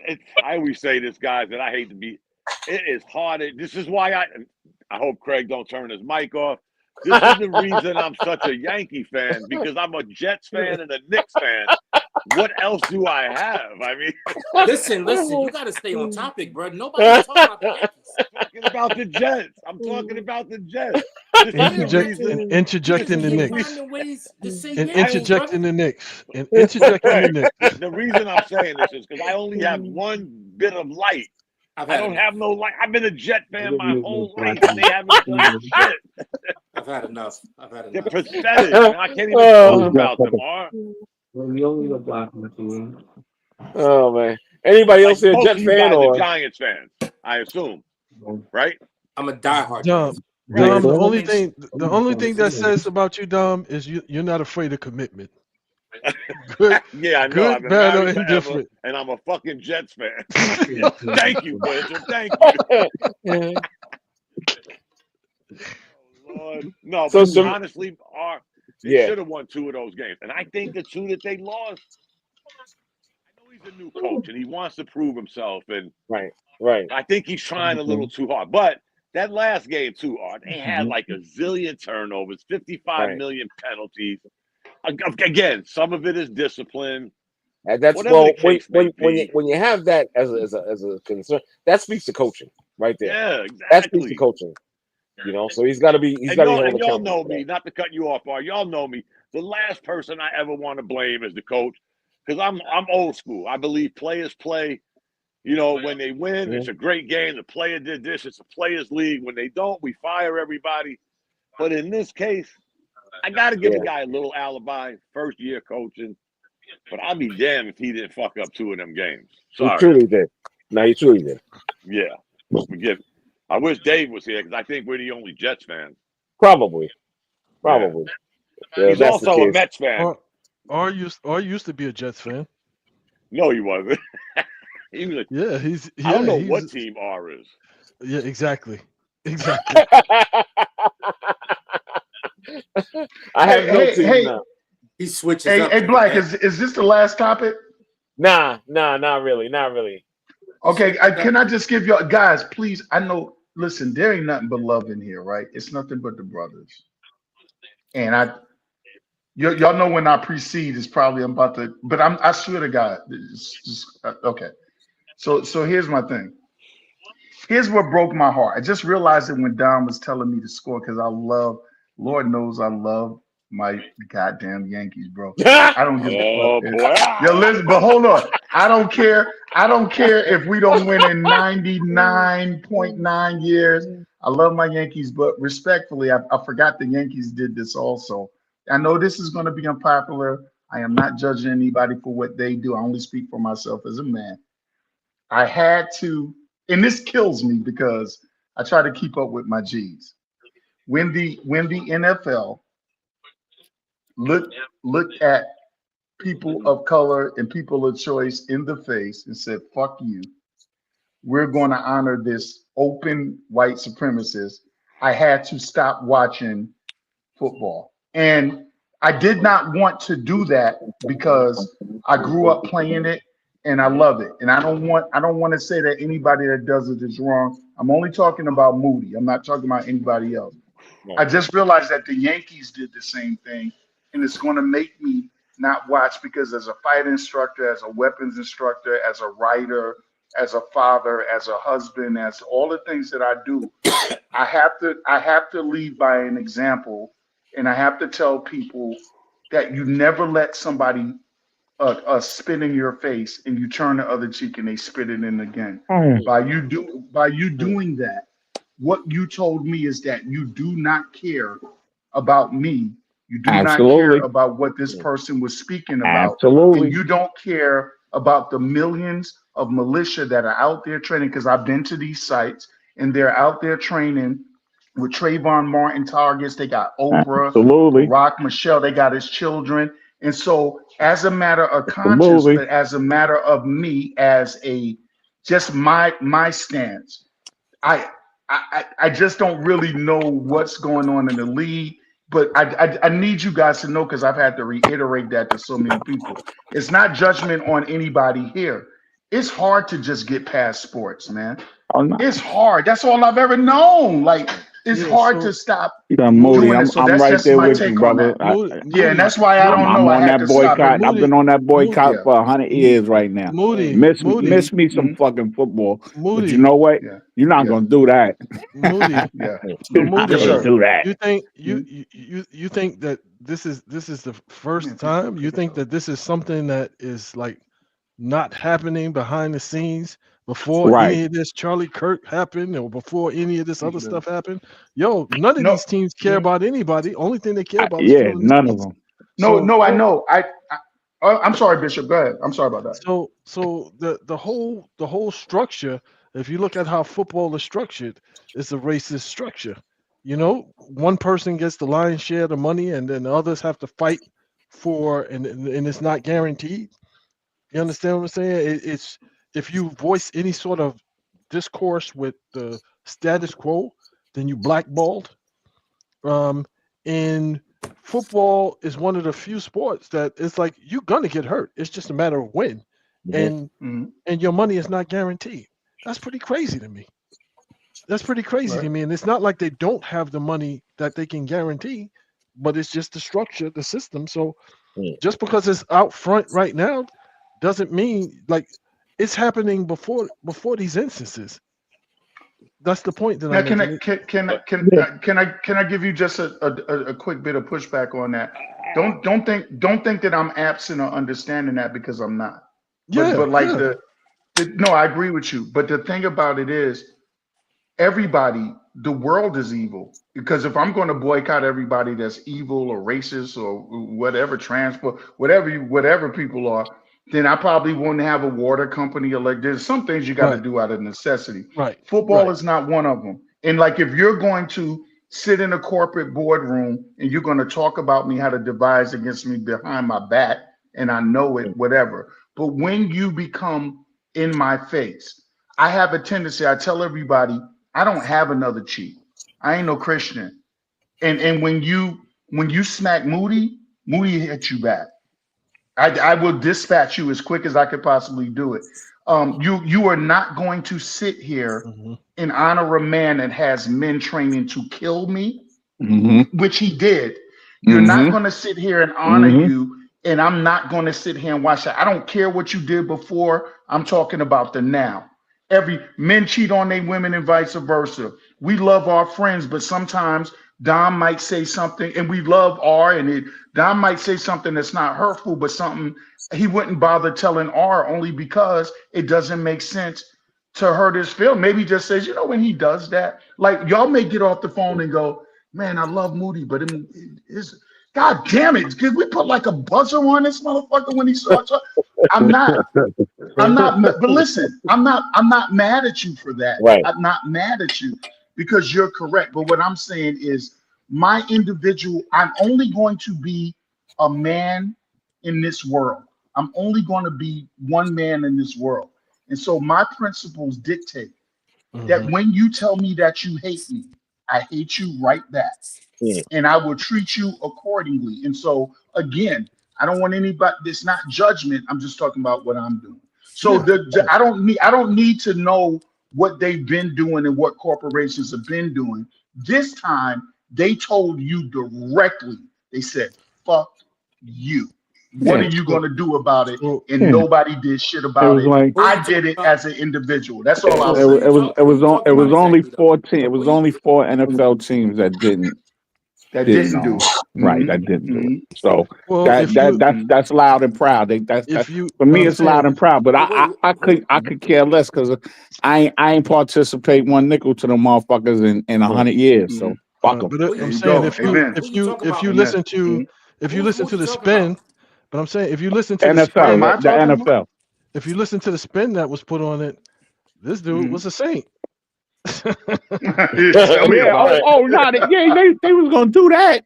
They was gonna, you know what I'm saying? Shit, Dylan Roof got hamburgers after he killed 9 people by the police. Well, he got Burger King. Have it your way. You got right. Have it your way, motherfucker. Like, son, you ain't got to tell me twice. So, you ain't got to tell me only once. That's it. What dude y'all talking about exactly though?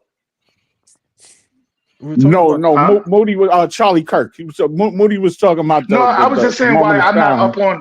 Yeah, I was just talking about why I'm not up on with Charlie Kirk. Yeah, like I'm not up on how the games are going right now. I kind of get them secondhand from shows like this, and I'm trying to. And I'm making the line just especially clear. It's not about my judgment of what other people do, because some people might take that and keep watching the game. You don't know how people activate.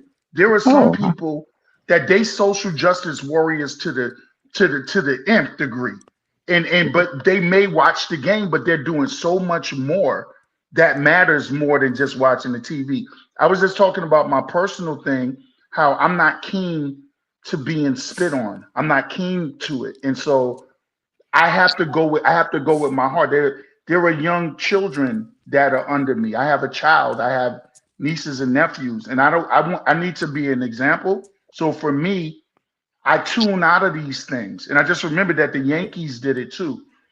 I cannot go into 2026 with now on television. Somebody can just say, "Fuck me." Hey, listen, the clan leader, we're going to give him a moment of silence because he's a clan leader, but that motherfucker ain't wear a robe on his head because he was a Christian. At least he didn't wear a robe. No, I'm sorry, buddy. Like, I can't. Y'all can go about it, but I'm gonna have to sit back, and I'm just keeping it 100 just with me. I'm not no judgment. I'm talking about me. I love you, Moody. I love you, Moody. Can somebody put a buzzer on Moody? Thank you, Bishop. Thank you, Bishop. Thank you, bro. The Yankees was the second to last team to integrate. Boston was the last one. The Yankees was the second to last team to integrate. Yeah, that's why I don't fool with them. But nobody remembers that kind of stuff, though. We all remember that. I thought they was gonna put a buzz on you when you brought up R. Kelly pissing on that little girl. That was crazy. That analogy was crazy. That was the time to wrap it up. It was it was crazy. But when y'all bring it back around, all I was saying is that each race is going to stick up for something that we really can't make excuses for. That's all I was saying. But y'all can buzzer me. Y'all can buzzer me whenever you want, because I deserve. I can remember 4 or 5 years ago, when all this NFL stepping in, the Democrats wearing kente cloths. And Roger Goodell was going to change the fucking world. What did I say then? What did I say then? Tell it to him, Tell him, dog. Change gonna come, ain't it? Change gonna come. And you and Mac 6'11" laughing your asses off at me. And I said, change gonna come, right? It's gonna fuck y'all, and y'all still talking about this shit today. Yeah, okay. The kente cloths went away, right? That shit went away, didn't it?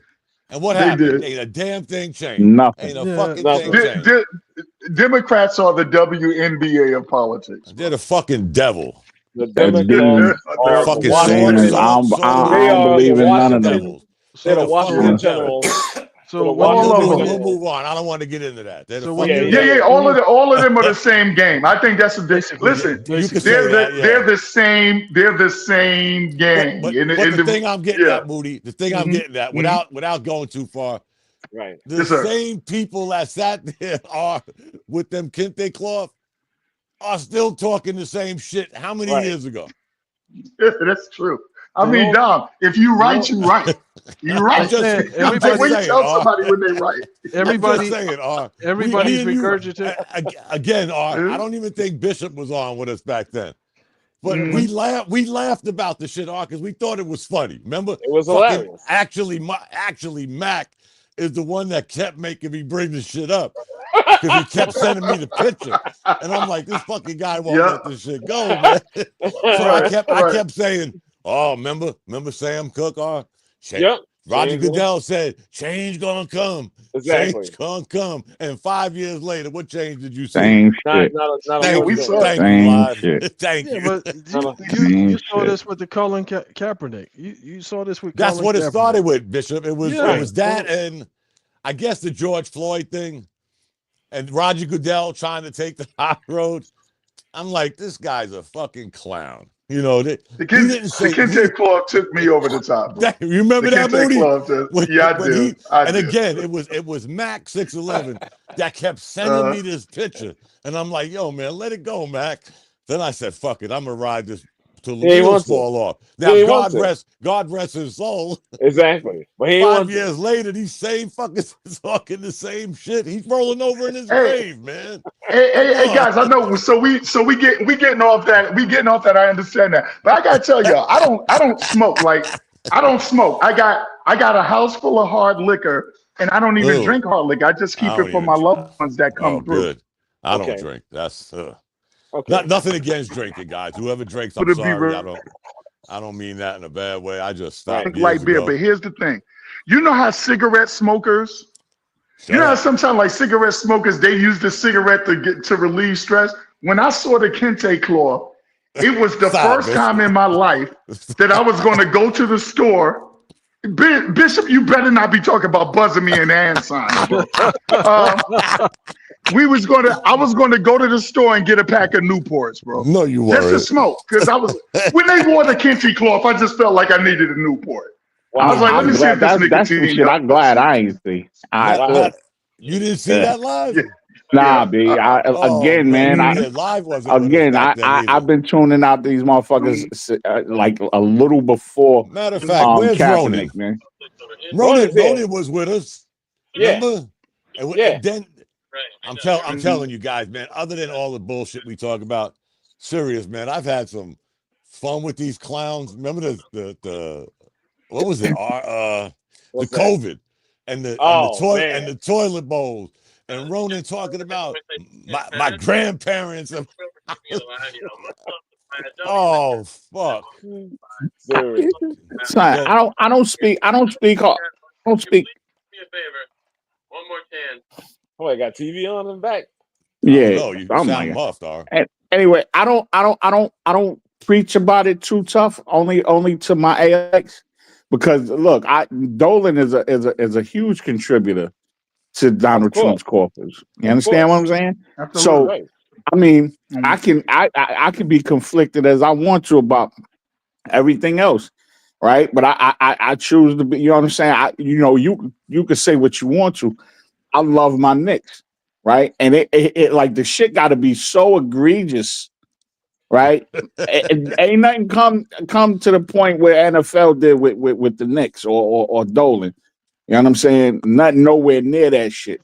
But at the same time, I don't try to apply my shit on nobody else because you got to look into your soul. Right. You understand what I'm saying? I gave up on sports, guys. Honestly, if it wasn't for y'all, other than the Yankees, I don't think I would follow sports. I'm serious. He goes again. No, he goes again. I'm just bringing up a point, man. There's nothing. Every time Don talks about the Yankees, he's hitting the mute button. No matter what. He's out of there. I was just trying to piggyback off of what Live said. I have very little. Maybe it's my age and my patience and my wherewithal, but I just don't really have the sports it's so fucking, I don't know. It's watered I down. get it. I understand. There's too much bullshit, and I don't know. So I mean, God bless your teams that you root for. Don't get me wrong. I'm still a Knicks fan. I'm still a Jets fan. I just don't, it don't do me like it did maybe 10 years ago. Right. Serious. I mean, it's fucking sports, man. That's all. Mean, it ain't the Yankees, Craig, but it's sports. You can turn your camera back on. No, you couldn't even help yourself. Put too much value in sports and so forth. It's like it's entertainment. It's entertainment. It's not about Bishop. Life and death or whatever. Right. It gives you something to communicate, to talk about, to debate about. But at the end of the day, it's stuff that you can't control. You root for a team. If they win, hey, great. Right. It doesn't make me better or doesn't make me worse. Right. It does give me some ammunition to kind of like those salt and wounds. But stop.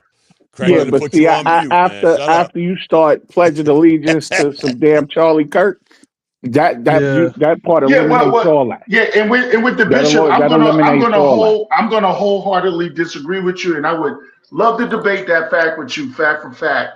I would love to do that on a different kind of platform other than this, because I do wholeheartedly agree.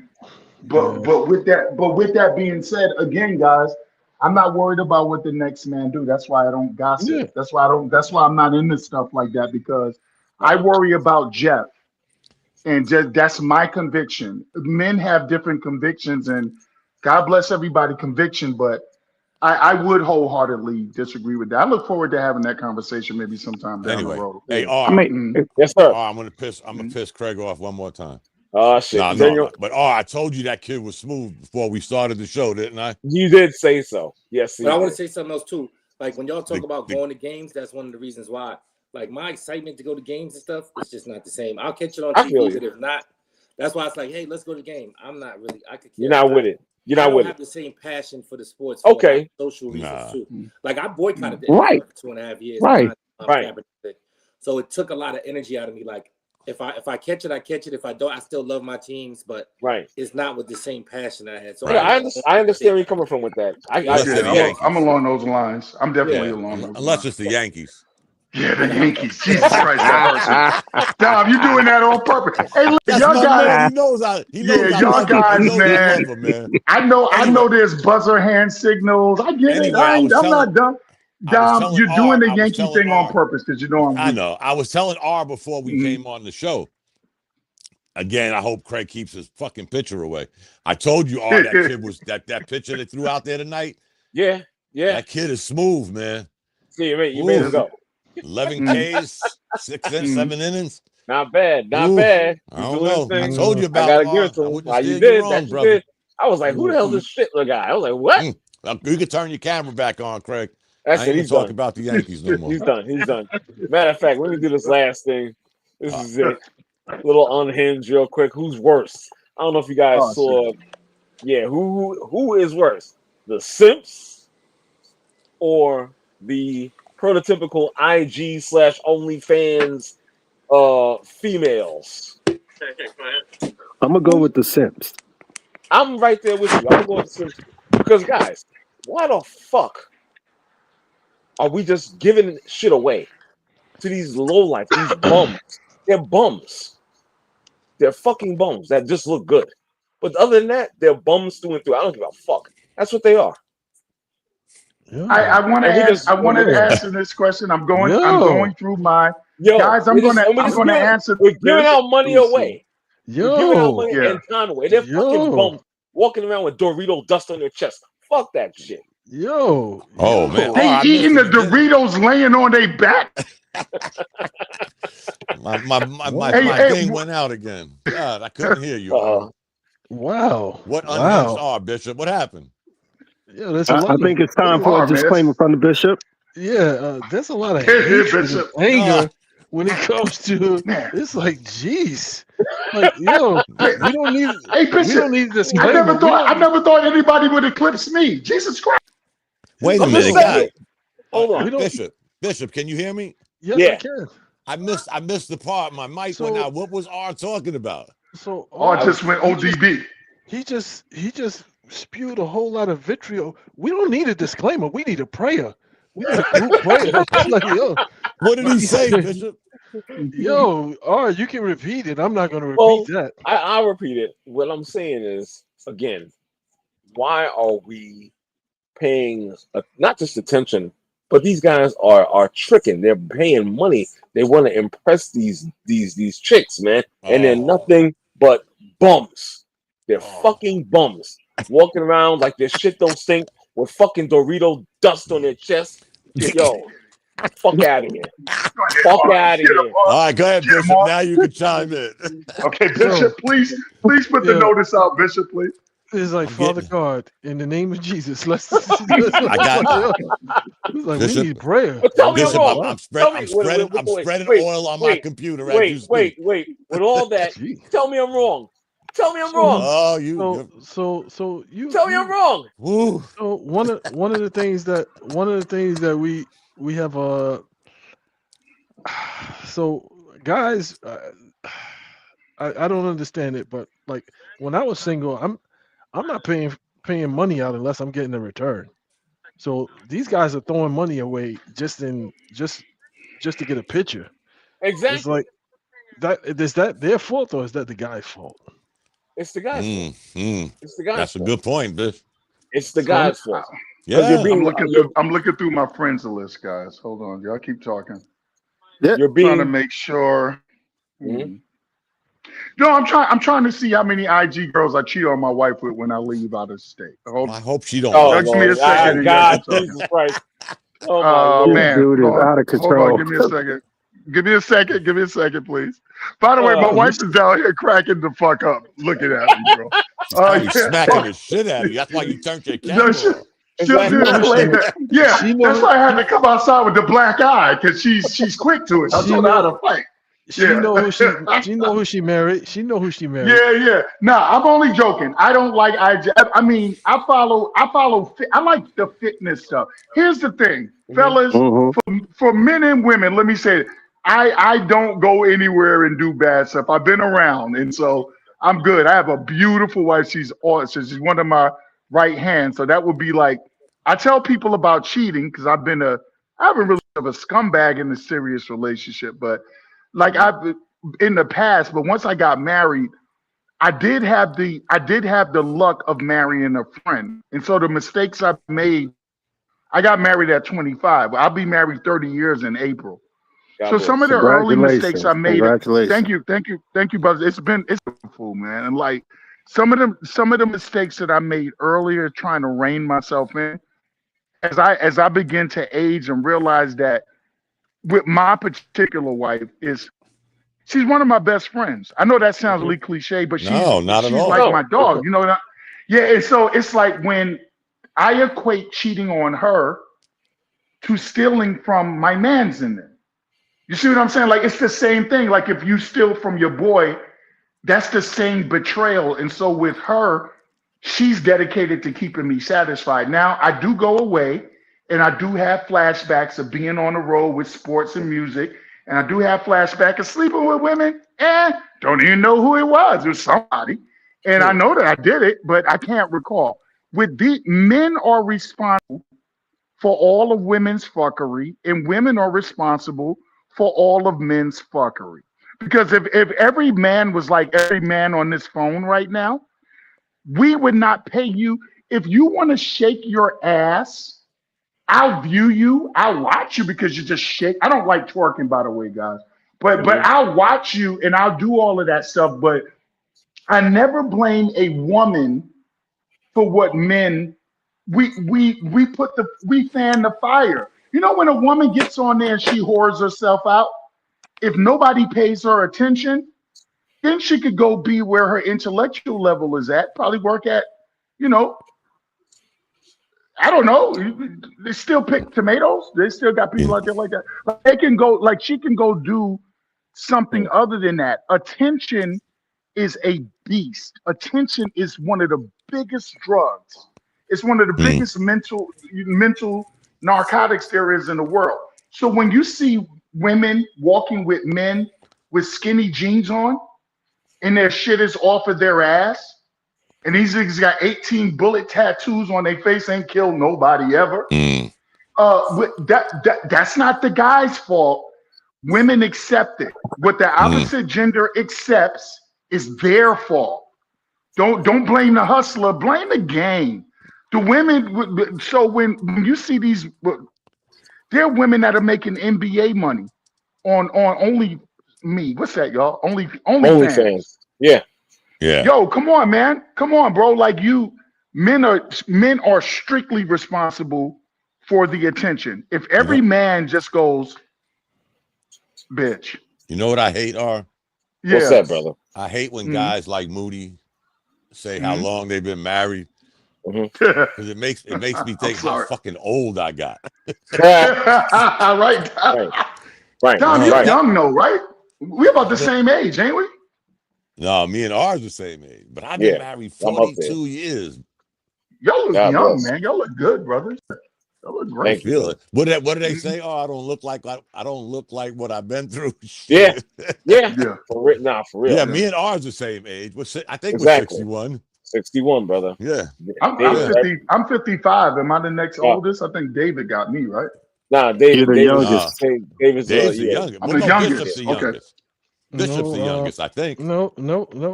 Right? No. Nah? Nope. Oh, wow. Nope. Oh, I thought you was. My bad. Bishop, how old are you? 56. Oh, you got me by a year. Okay, yeah. Okay. 56. That's why I How can old buzz is Bishop? That's so I can buzz you. Oh, fuck. That's right. Hey, Bishop, I told you I deserve it. Hey, listen, bro. I'm never going to be my skin is thicker than concrete. Listen, I know, Bishop. I know. I'm going to get a buzzer, and like the next time that we do a show, when you see that I'm going off the range, hit that buzzer, Bishop. I'm gonna fuck up so fast it's going to blow your mind. Wait a minute. Yeah. I missed something. How old is Bishop? 56. Oh shit, he's older than Dave. Hey, Bishop, what month is your birthday? No, he's not. David is out. Right? David's our age. Oh, you're an August guy. I told you. So Bishop's older than Reggie? No, we're the same age. We're the same age. Yo, happy belated birthday, King, man. Welcome again. When was your birthday, Bishop? The 21st of August. Oh, that's right. Yeah, we're Leos. That's why we don't get along. No, we get along perfectly. We both opinionated, both stand strong. Oh my God. Both stand strong in our was in opinion. August. Yes, indeed. And I respect that.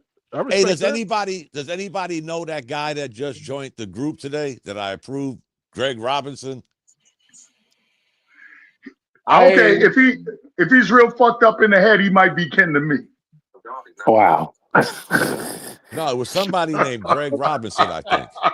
There was somebody. I don't know. There was like I got Gregs. I got some Gregs in my family, man. There was like 3 or 4 people I approved today. Yeah, I saw the Craig. I saw him. Yeah. All right. Again, here we go. We're up to about what, 750 people? Pretty much.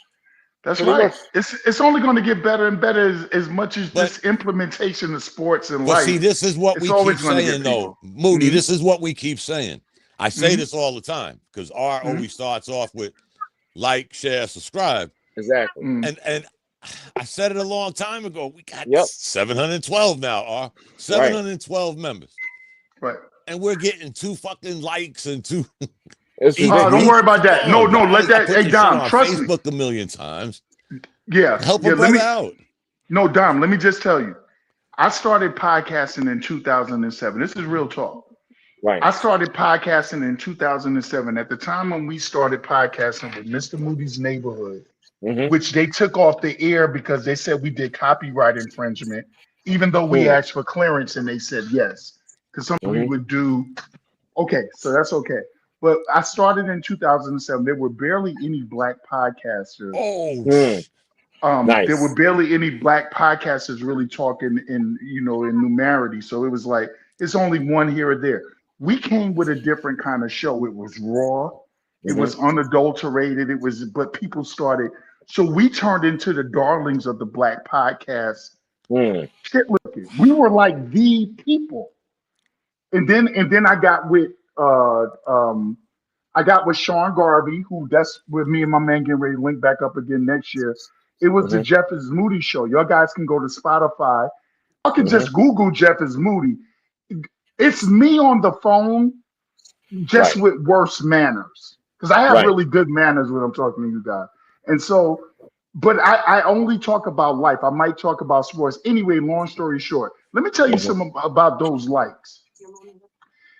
I learned to desensitize myself from likes because we started looking at my listens. It was like, yo, you get thousands of listens from all over these platforms, but people don't like them. Let me tell you, don't let that deter you ever in your life. And let me tell you why. They like you. And the more that you think about it, if you have 700, they had to come for a reason. They're listening. If you're all the platforms, they're listening. People are lazy. This includes me. I go and look at stuff on YouTube. You know how easy it is to just hit the fucking like button, bro? It's just so easy. I forget it all the time. I do. I don't do it on purpose. It's just that we get things, we just forget. Do not count those numbers. Count your craft. Just work on your craft. Everything comes sooner. Fuck the numbers, bro. When you do your show, when we all do the show, everybody on here is one of my favorites in a different way and shape. I adore all of y'all in the king fashion. You know what I mean? Like if I do it, then everybody does it. The most powerful part of this show for those that are listening, let me tell you motherfuckers something real quick, man. This is Mr. Moody. I'm 55. Okay? Y'all listen to me real quick. The best part of this show is men that can agree to disagree. Right. And keep harmony and not take everything so fucking personal. Everything's so personal now, bro. Right. And not take everything. Yeah, so those numbers and those, don't ask nobody to help you out then.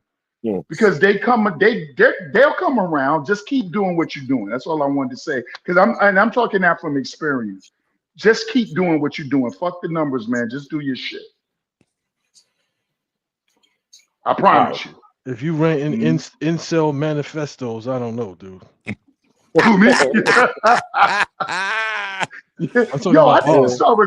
Moody said, "Get off my lawn, Bishop." Yeah, I'm saying. No, he talking about the aura. He talking about the aura, but not that. I got to go to the bathroom now. Damn.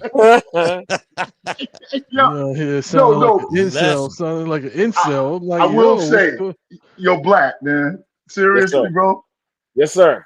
That tirade in the beginning, that shit was epic, my dude. Hey, like man, I had to get that off my chest because again, I'm just sick of them. I'm sick of them, and we're just so stupid because we go along with this. I'm tired of the whole $40 to this shit. Listen, come on. You paid $40, huh? No, I ain't pay shit. I'm just saying. I see that on social media. It's like a running joke. Oh, let me get $40 for my hair. Whatever this broad needs it for. Okay, I was gonna say something else, but I'm not gonna do it. Oh, they send money.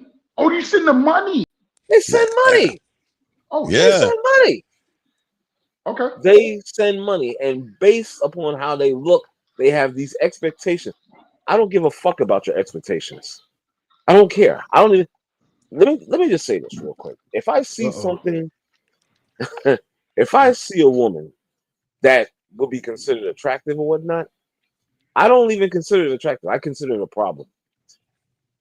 That's how I view women. Those type of women, should I say. They're a problem. I didn't say all. I'm saying a certain type, they're a problem. Other guys that would be like sweating them and all this, I don't do that stuff. That's not my style. Never has been. Man, it was certain age. You're not supposed to be sweating no women right now, dog. Ladies and gentlemen, the incel views of the host is not reflective of those. Like, yo, dude, like, why you yo, wait a minute. Was that the most pronounced exhale of all time? Yo, did y'all hear Bishop right now? Bishop said, Yo. He's like, yo, he Jason Voorhees your incelness, huh? Like he went crazy. Yo, ladies, somebody do him a solid. Somebody please do me a solid. He Darth Vader that shit. Hell yeah. It's like, yo, take one for the team. You know, you've been doing it for a lot less. It's okay. it's okay. Oh, but you got to admit, Bishop, this ain't the first time R has done this. Exactly. I understand. It's but just I'm been a like, while since the disclaimer has been read. Yeah, it's like, oh my goodness. It's been at least 10 episodes. 10 episodes since the disclaimer. Again, tell me I'm wrong. No, we can't. No, you're not wrong. Engage with the listeners. It's your delivery. It's your delivery that's wrong. Yeah, right. Yo, we need to start engaging with the listeners, ladies. If any of you are listening to this show and y'all don't agree with it, man, go to the Paint Sports group on Facebook and wherever else they at. But don't come in there all crazy, because I'm just gonna clown you when I'm on there. I just clown people just for the fucking sheer delight of it. Yeah. AB, aka Kevin Samuels, is gonna slice and dice you up. So it's just like, yo. Just saying, man. I'm just saying, dude. It's like, wow. Nah, bro. I'm sick of it. Listen, how many times we be on our phones, whatnot? Someone's go through social media. That's all you see. That's all you hear about. Right. That's all you hear about. I'm sick of it. I say it's time to take a stand. It's time to take a stand against this nonsense. Now, can I ask the room a question? Stop being a simp, okay? Can I ask for the okie doke? Yes, right? Can I ask everybody a question? Do you guys truly believe that your energy is what you attract? Because I don't attract gold diggers. I attract a different kind of woman. Like, do you guys believe that what you put out is what you get back? It's okay. So you don't. Okay. All right. Yes. Anybody else? Hey, Moody. No. Moody. Mm-hmm. At this point, you ain't supposed to be attracting nobody. Yeah. She right there. You talking about 30? But R, can you hear me? Yes, sir. Mm-hmm. No, I don't think it's that, Moody. I think, again, me and R have these conversations a lot. We're just from a different elk. Exactly. And I think that's why R feels so passionate about some of the stuff he talks about, because this generation is, I don't know. No, I agree. I agree with much of what he's saying, by the way. Yeah. I'm gonna say like Steve Azul always says about me, get off my lawn. Damn exactly. Right. Get off my damn lawn, because y'all don't deserve to be on my lawn. No. I'm sorry. How trifling are you as a woman when you lay on your back and eat Cheetos? Because you know that the Cheetos are going to get all the body and they're going to get on your mattress and they're going to stain the fucking shit. Because you probably don't have bed sheets on your mattress if you're that level. And it's going to get over your box. It's going to get over your mattress that's on the floor with no box spring.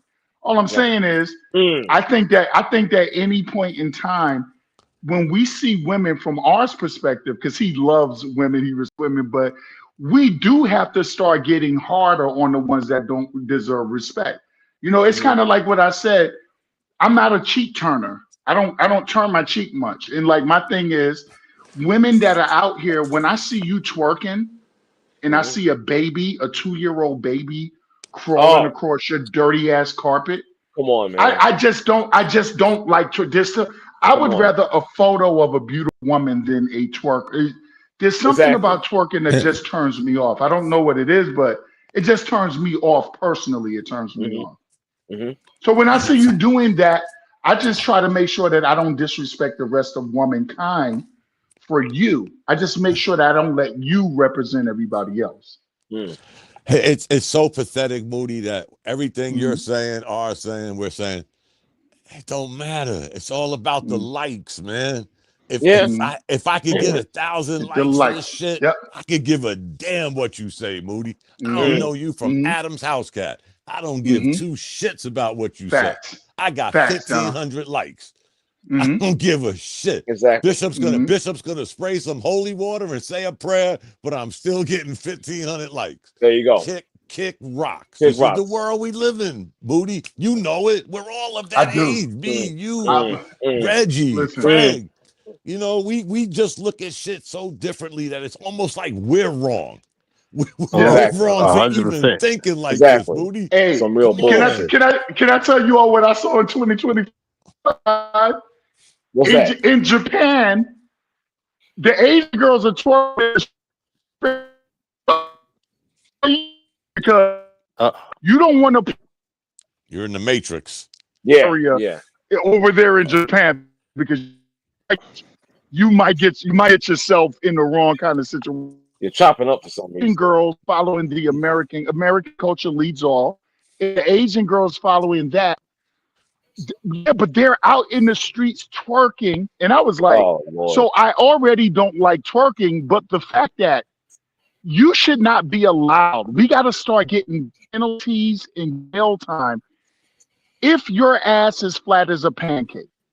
It should be at least 90 days in jail for twerking. Oh, shut up.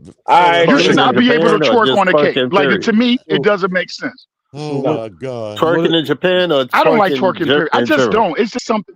In Japan. Yeah, so in Japan, like if you go to Japan, they're twerking where they used to be afraid to do that in social. Yeah. Okay. So what you have is an epidemic of low self-esteem. Thank you, Bishop. You got an epidemic of Bishop, low you better go ahead and get that. On both sides. Go tell that truth, man. On both sides. On both sides of the spectrum. Again, Bishop nailed it, but they don't care.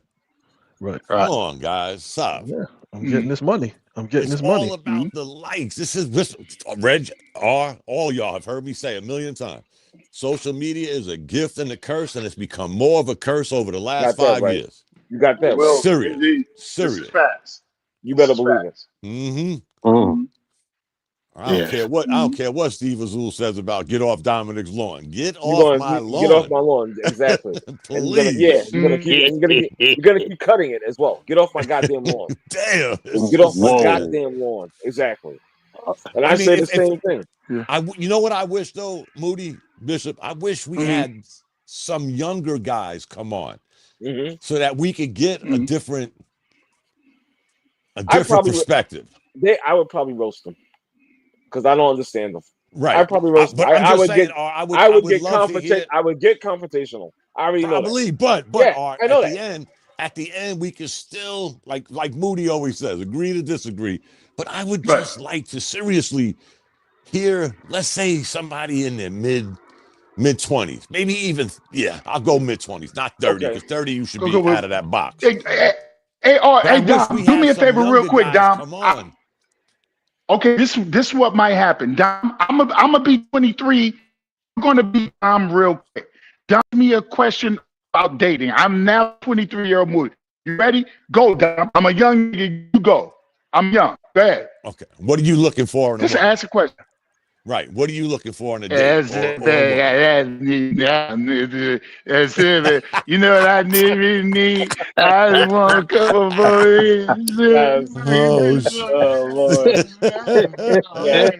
Listen, I'm gonna need you guys to do me a favor this week. Okay, this week I need you guys to come up if you can. Because the sports thing, I'm starting to like kind of fall out of love with in a way. If you have any particular topics that you want to talk about within this group, you know what I'm saying? Let's get some suggestions. I'll be more than happy to put it out there. Come on. So that statement that you just made right there is one of the primary reasons why you'll never get back on the wagon.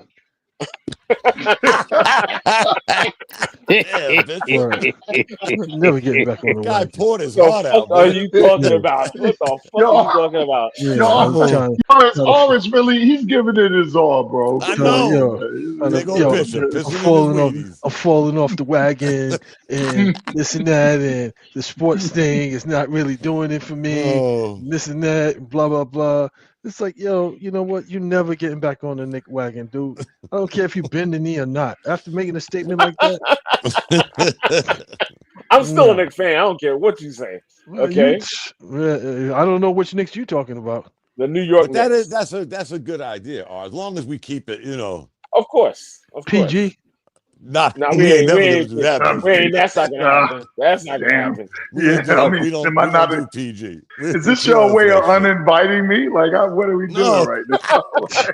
No, talking about PG. So what? Moody, you got the hint. Oh, well, all of Bishop, us just get the buzzer. I'd rather get buzzed than booted out. Buzz me, bro. all of us are in the group chat, the text group. Just throw some ideas out there. We got a week. Post some stuff out there. Right? You don't play it seriously. Everybody throw a little suggestion in the box. Some of you guys go off the rails. I like that idea. Oh, you're right. Sports is getting a little mundane now. Some of you guys really go off the rails in the group chat, so I don't know. Oh, I guess Craig went home, huh? He probably got off the phone knowing that his life is worth more than this, bro. No, you know what he said? You know what he did, Booty? He said, I ain't sticking around for the Yankees to win this game. That's what he did. Oh, he had to bounce? Oh, yeah, he said, I'm getting out of here before these clowns win. Exactly. Guys. Well, yo, I think another great topic, guys, before we break out, by the way, listen, I cannot wait till we all physically, there will be a time where everybody can do it. I cannot wait till we all physically link. Again, I have told you guys several times, if you find yourself in the state of Georgia, you guys are more than welcome. All you got to do is tell me what y'all eat, and I will make sure that I have that laid out and grilling, and I got whatever you drink is here. Whatever you do is okay with me. But we're going to meet, but we become kindred from a distance, and that's where you build like powerful unities. Because if one of us didn't really fuck with the other one, that's how you miss shows. You just be like, yeah, I'm not available. But anyway, I would like to talk about next time, or just a quick thought. Right. I want to talk about the Speaking of Simps, I want to talk about the psychology. Not right now because we're about to bounce, but the psychology of $1 million athletes that feel the need to stick their wood. See how good I'm doing? To feel the need to stick their wood in the same ore. Sorry, ladies. Well, why? What is this thing here? Like, what is this thing? Exactly. Yeah, so I would like to talk about that in the future. But thanks again, y'all. Thanks for all getting together. You guys are awesome, man. Appreciate you guys. Listen, we'll be back. We'll be back. Remember, I said about it might have to be Wednesdays for this month because I gotta fill in for some guys and whatnot that got fired. So before we go, in memory of my brother Craig, it's on to Canada. The game is over, fellas. There you go. There you go. That's it. Salute the King Craig, Don. There you go. Let's keep it guys. Yeah. Shamik, Yankees. Let's Live, go. Reggie, Bishop, Ronan, Dom. Peace out, brothers. Have a wonderful weekend. Stay safe out there. Love you guys, man. Yo, bless up, man. Y'all be safe out here in these streets, man. All right, brothers. All right, peace.